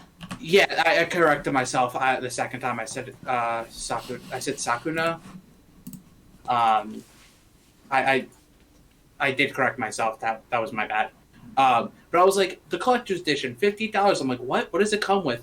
Three disc soundtrack, 180-page art book, and I'm like, what? What? For how much? You know what's helpful about the Rune Factory 4 Special Edition? It comes with... Okay, so this Rune Factory 4 Special that came out on Switch is a re-release of the old version that I think was for DS. Makes sense. Because it's a re-release and like it's their special edition re-release, there's extra modes. But then on top of that, they gave a little soundtrack thing. And they have the archival book thing, which is not just an art book. It is also sort of a guide to all of the characters in the entire Rune Factory series. So it is very helpful in the sense that, like, you know how you can... I mean, Harvest Moon, Stardew Valley, same concept. You give gifts to characters in order to help raise their friendship faster, in addition to just talking to them. Well, this has the like character art, but then also tells you their likes, their dislikes, their birthday. Wow. In the book. And I'm like, this is so useful. I don't need to like go Googling it on my phone trying to like check the wikis for everyone. What does this character like? What does this character like? Oh no, this character's birthday is coming. What do I get them? I can just check it. Oh, the other fun thing for Rune Factory 4 is that you're also not exactly the mayor, but like a similar concept where you're made like the prince or princess that is like a visiting helper. And so you can give orders to like open new shops or like do you earn points that let you establish festivals, build your barns out, all this other stuff based on like little quests you do along the way. Yeah, it's really fun. So you can like build out your town and improve your town, and like say one of them is that the general store that sells you your seeds will also start selling produce that you have sold in the shipping box before. So if you have shipped like a turnip and then you need to get a turnip for something, you can go to the general store and buy a turnip. Obviously, it's a lot more expensive than what you shipped it for, but it's handy for like, oh, I'm in a pinch. I'm supposed to get this item to give to some character, but I don't have one on hand. You just go to the general store and you buy it. And there's a flower store that kind of has the same thing where you can have her start selling flowers that you've shipped before. That's really cool. So you expand your town this way. My favorite collector's edition, I don't have it. I was tempted because it was stupid cheap on Amazon. It's actually Yakuza 6. Here's what it comes with. The game, a hardcover art book, 2 280 milliliter bar glasses, 2 ice stones, and 2 coasters. I'm sorry, is this game still available with special edition? Apparently it's $100 on Amazon. 100? It went up since the last time I saw it. For all that? By new for $135. I bought near the beginning of the pandemic because we were staying at home more. Yeah. And, you know, like, we're not going out to bars and stuff. I still kind of want cocktails here and there sometimes. So, like, we only had one set of whiskey glasses that came with, like, a special box of Jack Daniels that I got years ago. But, like, that was our only glass for cocktails. So we bought more whiskey glasses.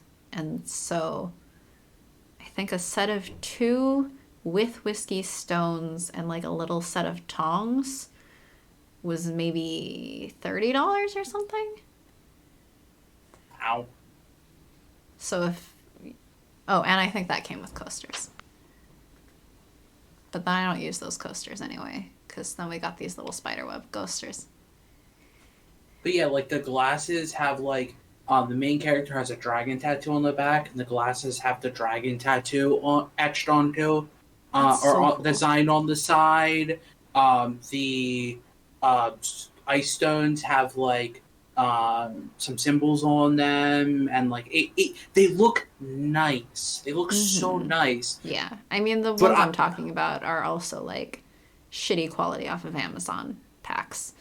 But I expect that if it's, like, a special edition thing that has etched glass and stuff, it's probably a bit higher quality.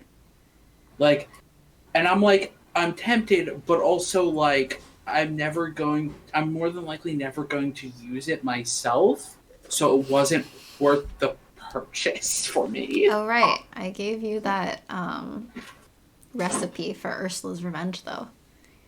I still need to find another recipe, or not find, but, like, figure out another recipe for... Yeah, I have not gone out and bought the thingies, so, and Well, yeah, there's a lot of ingredients that you won't necessarily own already. Or rather, you mean all of it? You being you don't own. I just, to my credit, I didn't choose things that you already own, but I tried to stick to ingredients that at least I expect you will not hate. Yeah. Because you hate, like, all berries. Oops, all berries. You hate, like, every kind of berry, and then I sit there and I go, well, shit. I have cranberry juice at home. You're not going to want cranberry juice. Fuck, what else can I use? But, yeah, no, that's something I definitely need to get this stuff and try out. Definitely I mean, before you said what, the next Kingdom Hearts where you have to go through it? Yeah, which that's That'll be a while away. Whenever I decide to do Chain of Memories, that's not too far into Chain of Memories, actually. Mm-hmm. Yeah. And then I owe you another drink recipe. For Kingdom Hearts 2, and I eventually have to go through where I'm going to do in one sitting all the songs in Atlantica, and I'm going to be drinking the entire time. So I should give you multiple recipes for that one.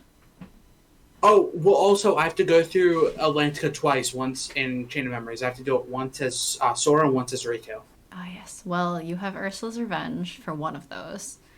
And then I'll try to figure out, like, an Under the Sea. Because I think that was one, right? I mean, I assume so. Yes. Under the Sea is one of the songs. I forget.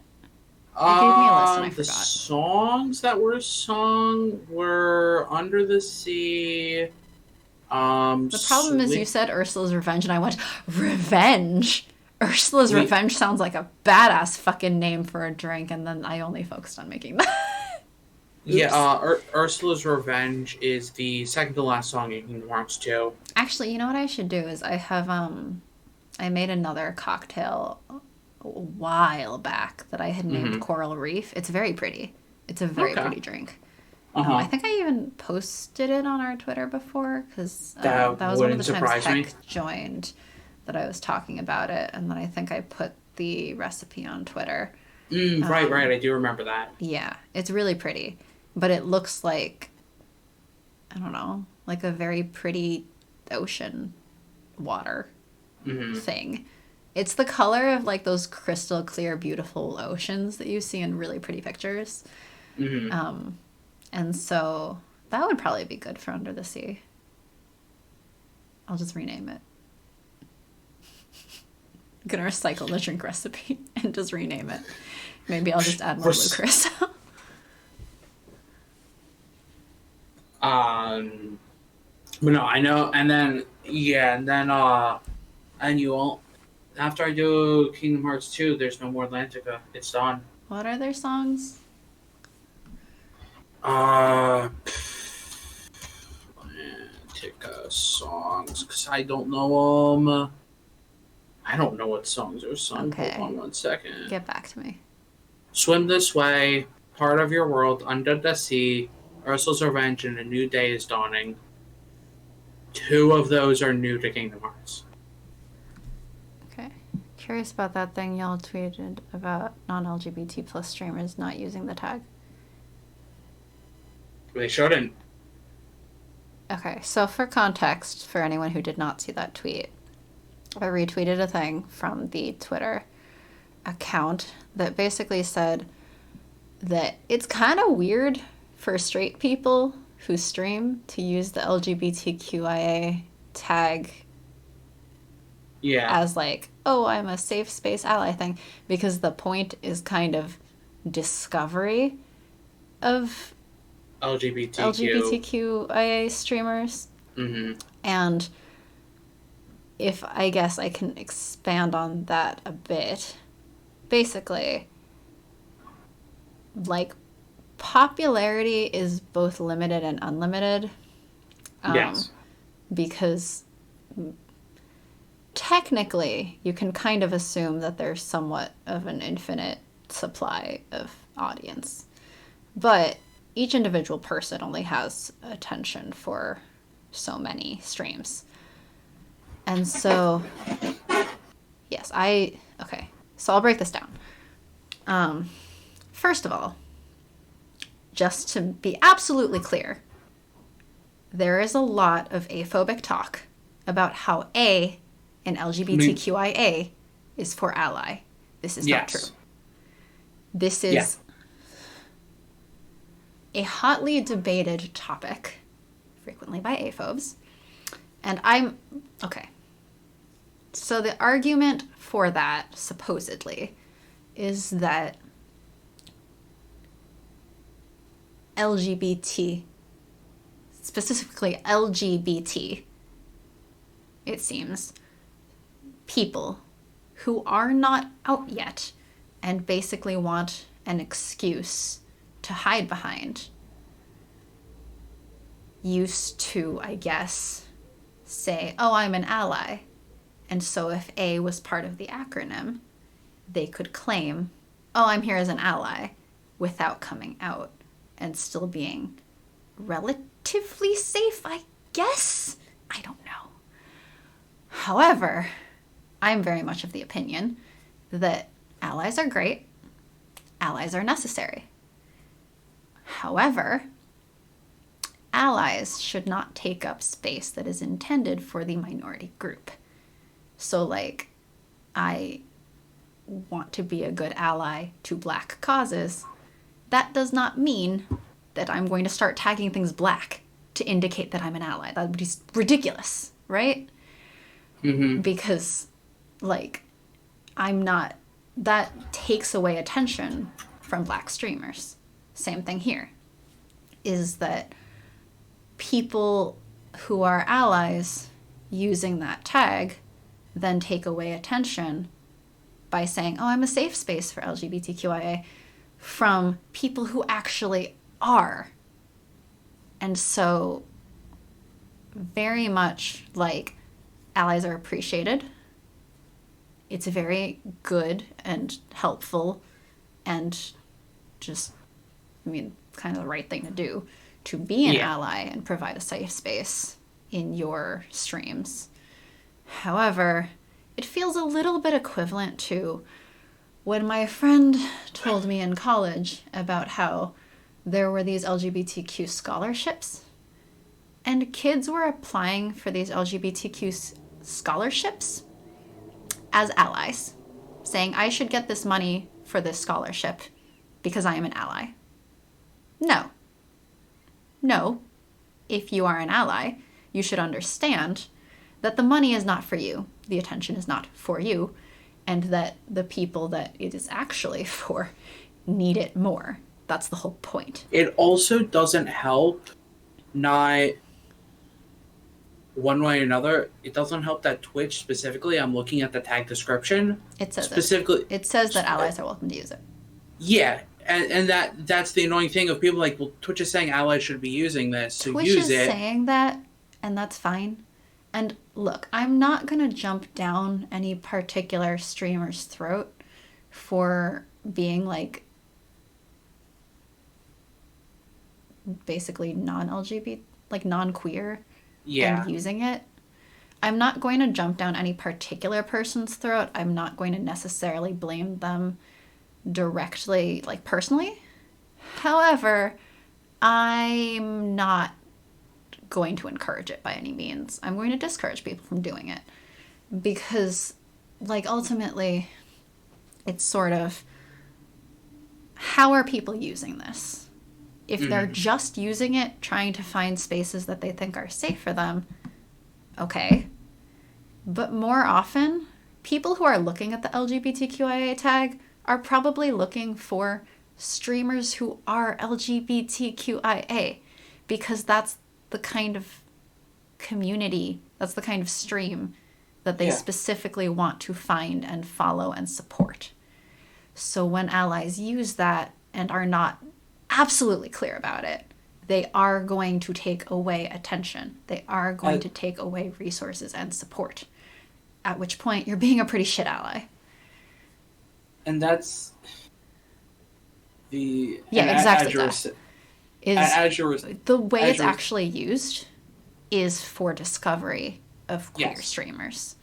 And so if you're in there saying, oh, well, I'm here to say that I'm a safe space for it, you're actively hurting queer streamers by taking the resources that are meant to be allocated for them. That's not allyship. That's just selfishness, in my opinion. And again, a lot of people don't think about it in these terms outright. I'm not going to yell at anyone in particular, like personally, for doing it. But as a whole, I discourage allies from doing that because that's beside the point. Yeah. Yeah. It's... yeah. It's like you were saying earlier about, people really can only follow so many and watch so many. You can somewhat say, like, oh, well, there's always going to be more people. There's always going to be, like, more support. Supporting one person doesn't mean you can't support another. However, that only works at the macro scale. On an individual basis, if I'm looking at a stream or like a list of streamers, I personally have the attention span to watch one at a time. Yeah. Even someone who may want to watch more at a time can only watch maybe like 2 or 3, let's assume. Yeah, yeah. If we're being generous, it's 5. But if you have 10 streamers in there and 5 of them are cishet, you have a 50-50 chance of each of one of those 5 spots being someone who isn't actually part of LGBTQIA. And so they're just taking up the space. They're just taking the resources and support and, like, all of that. Twitch has a discovery problem already where finding people can be very hard. Right. And I know that trans people have been asking for their own trans tag separately. Yep. Also because it's hard to use that tag to find specifically streamers who are trans. Yeah. And so it's sucks. like,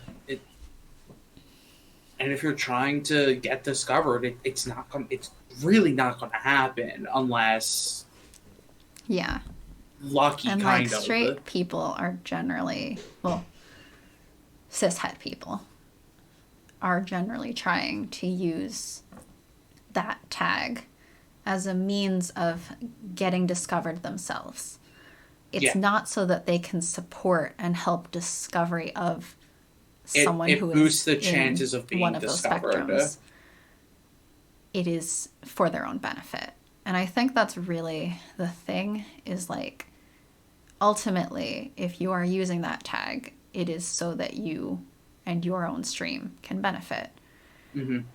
It is not so that you can support people who are actually of that minority. So in the same way as like during the Black Lives Matter protests, a bunch of non-white or non-black artists started making pro-BLM merch. Mm-hmm. And they started selling this pro-BLM merch. Now, were the proceeds going to any black-related causes? Not necessarily. Yep. Were they directing attention to black artists? Not necessarily. They were getting all of the benefit because they were selling merch related to this hot topic. But that makes you a pretty shitty ally if the things that you are doing to supposedly be an ally are the ones putting you in direct competition with the people you're claiming to support. Yeah. Like the mental health advocates, but they're just like, oh yeah, mental health. It's a thing. It's I mean, even more than that, because it's counterproductive. Yeah. You can say, oh, I'm a safe space for these people, but what you're actually doing is establishing your own voice over the minorities.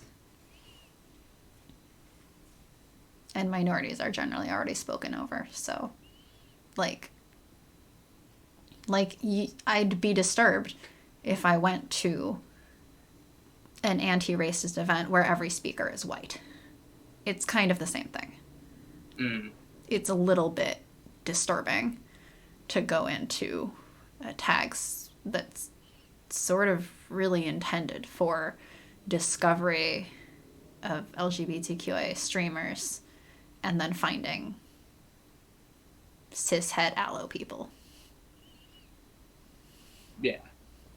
Because you're taking that platform away. There's only so much platform. There's only so much popularity. Yeah.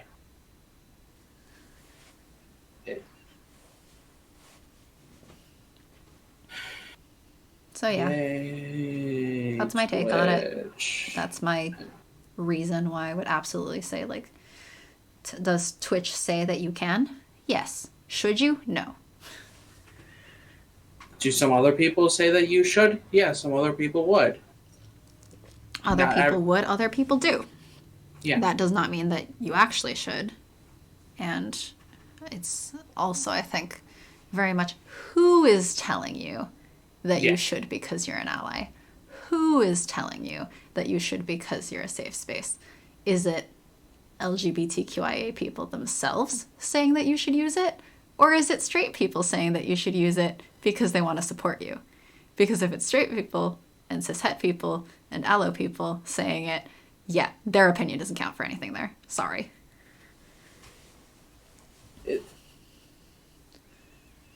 Oh, man. Yeah. I mean, it's very reminiscent, and I think this is why it is such a clean-cut case for me, is that it reminds me of when one of my friends was telling me about allies applying for scholarships specifically for LGBTQ. And, I mean, like a lot of people applying for those scholarships, the unfortunate truth is a lot of people get kicked out by their families. A lot of people, even if they aren't outright kicked out, will not be supported unless they play at pretending to be cishet or whatever. So they need those resources. That's money. That's actively a concrete amount of money, a limited amount of money. They cannot give that money to every person who applies. And the fact that allies were apparently equally trying to take that money saying, well, I'm an ally, so I deserve it because I support it, is very much like, well, no, but you're just taking resources away from the people you're claiming to support. Yeah.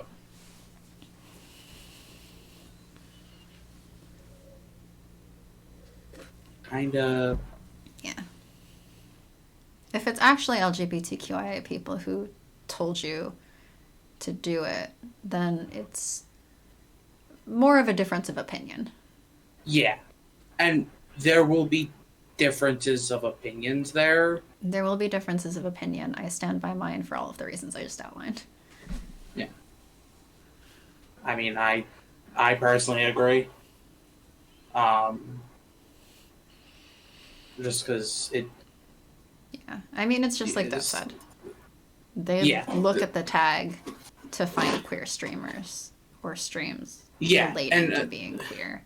If all you find is, this is a safe space for you, that's not useful.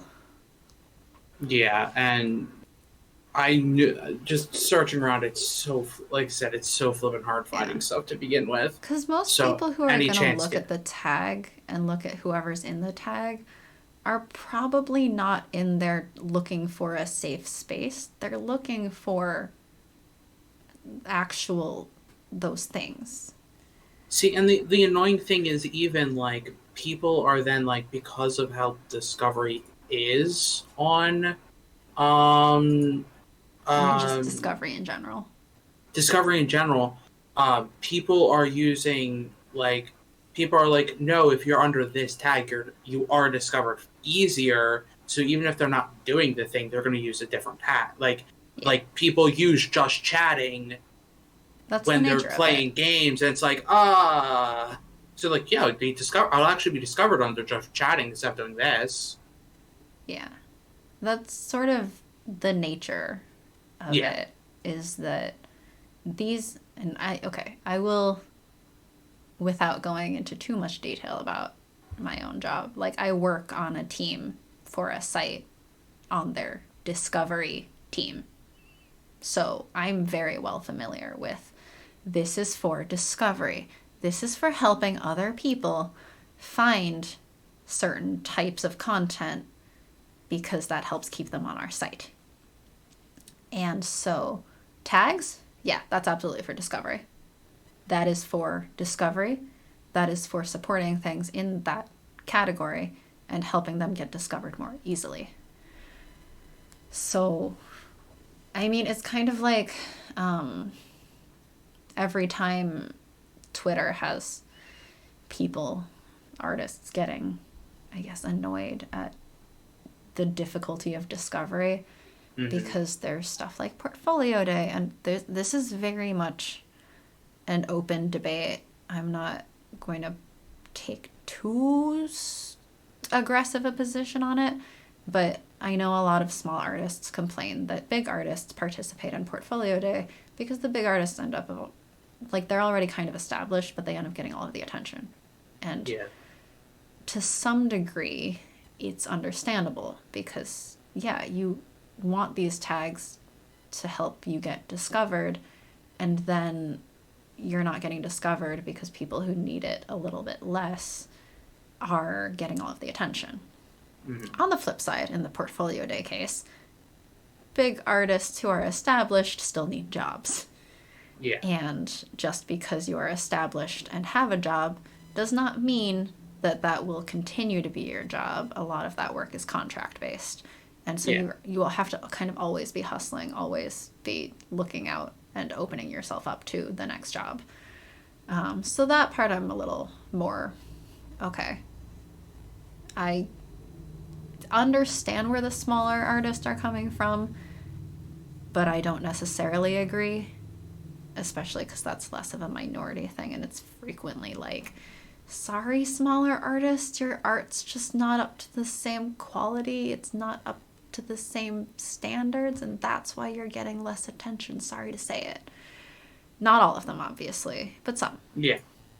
But, like, a lot of the tags, well, for Twitch specifically, these tags are predefined. You're choosing them out of drop-down. Yep. So it is explicitly for discovery. It is for easier discovery. And LGBTQIA as a tag specifically is going to be used, no matter what their description is, it's going to be used for people who are trying to find queer content. If you are using it just to label yourself a safe space, you are taking away from people trying to find queer content by clogging up that space. And it sort of turns it into noise, and it makes it a lot less useful, as Death said. Mm-hmm. And... oh, okay. This time it's Steam that's crashing. Cool. Cool. Oh, your computer's just having a lot of fun today. I was just worried that Streamlabs was about to crash again. Fortunately, it's not. That said, it is fairly late. It is fairly late. Stop soon? Yeah. Is this the note we want to end on? I mean, I'm not sure.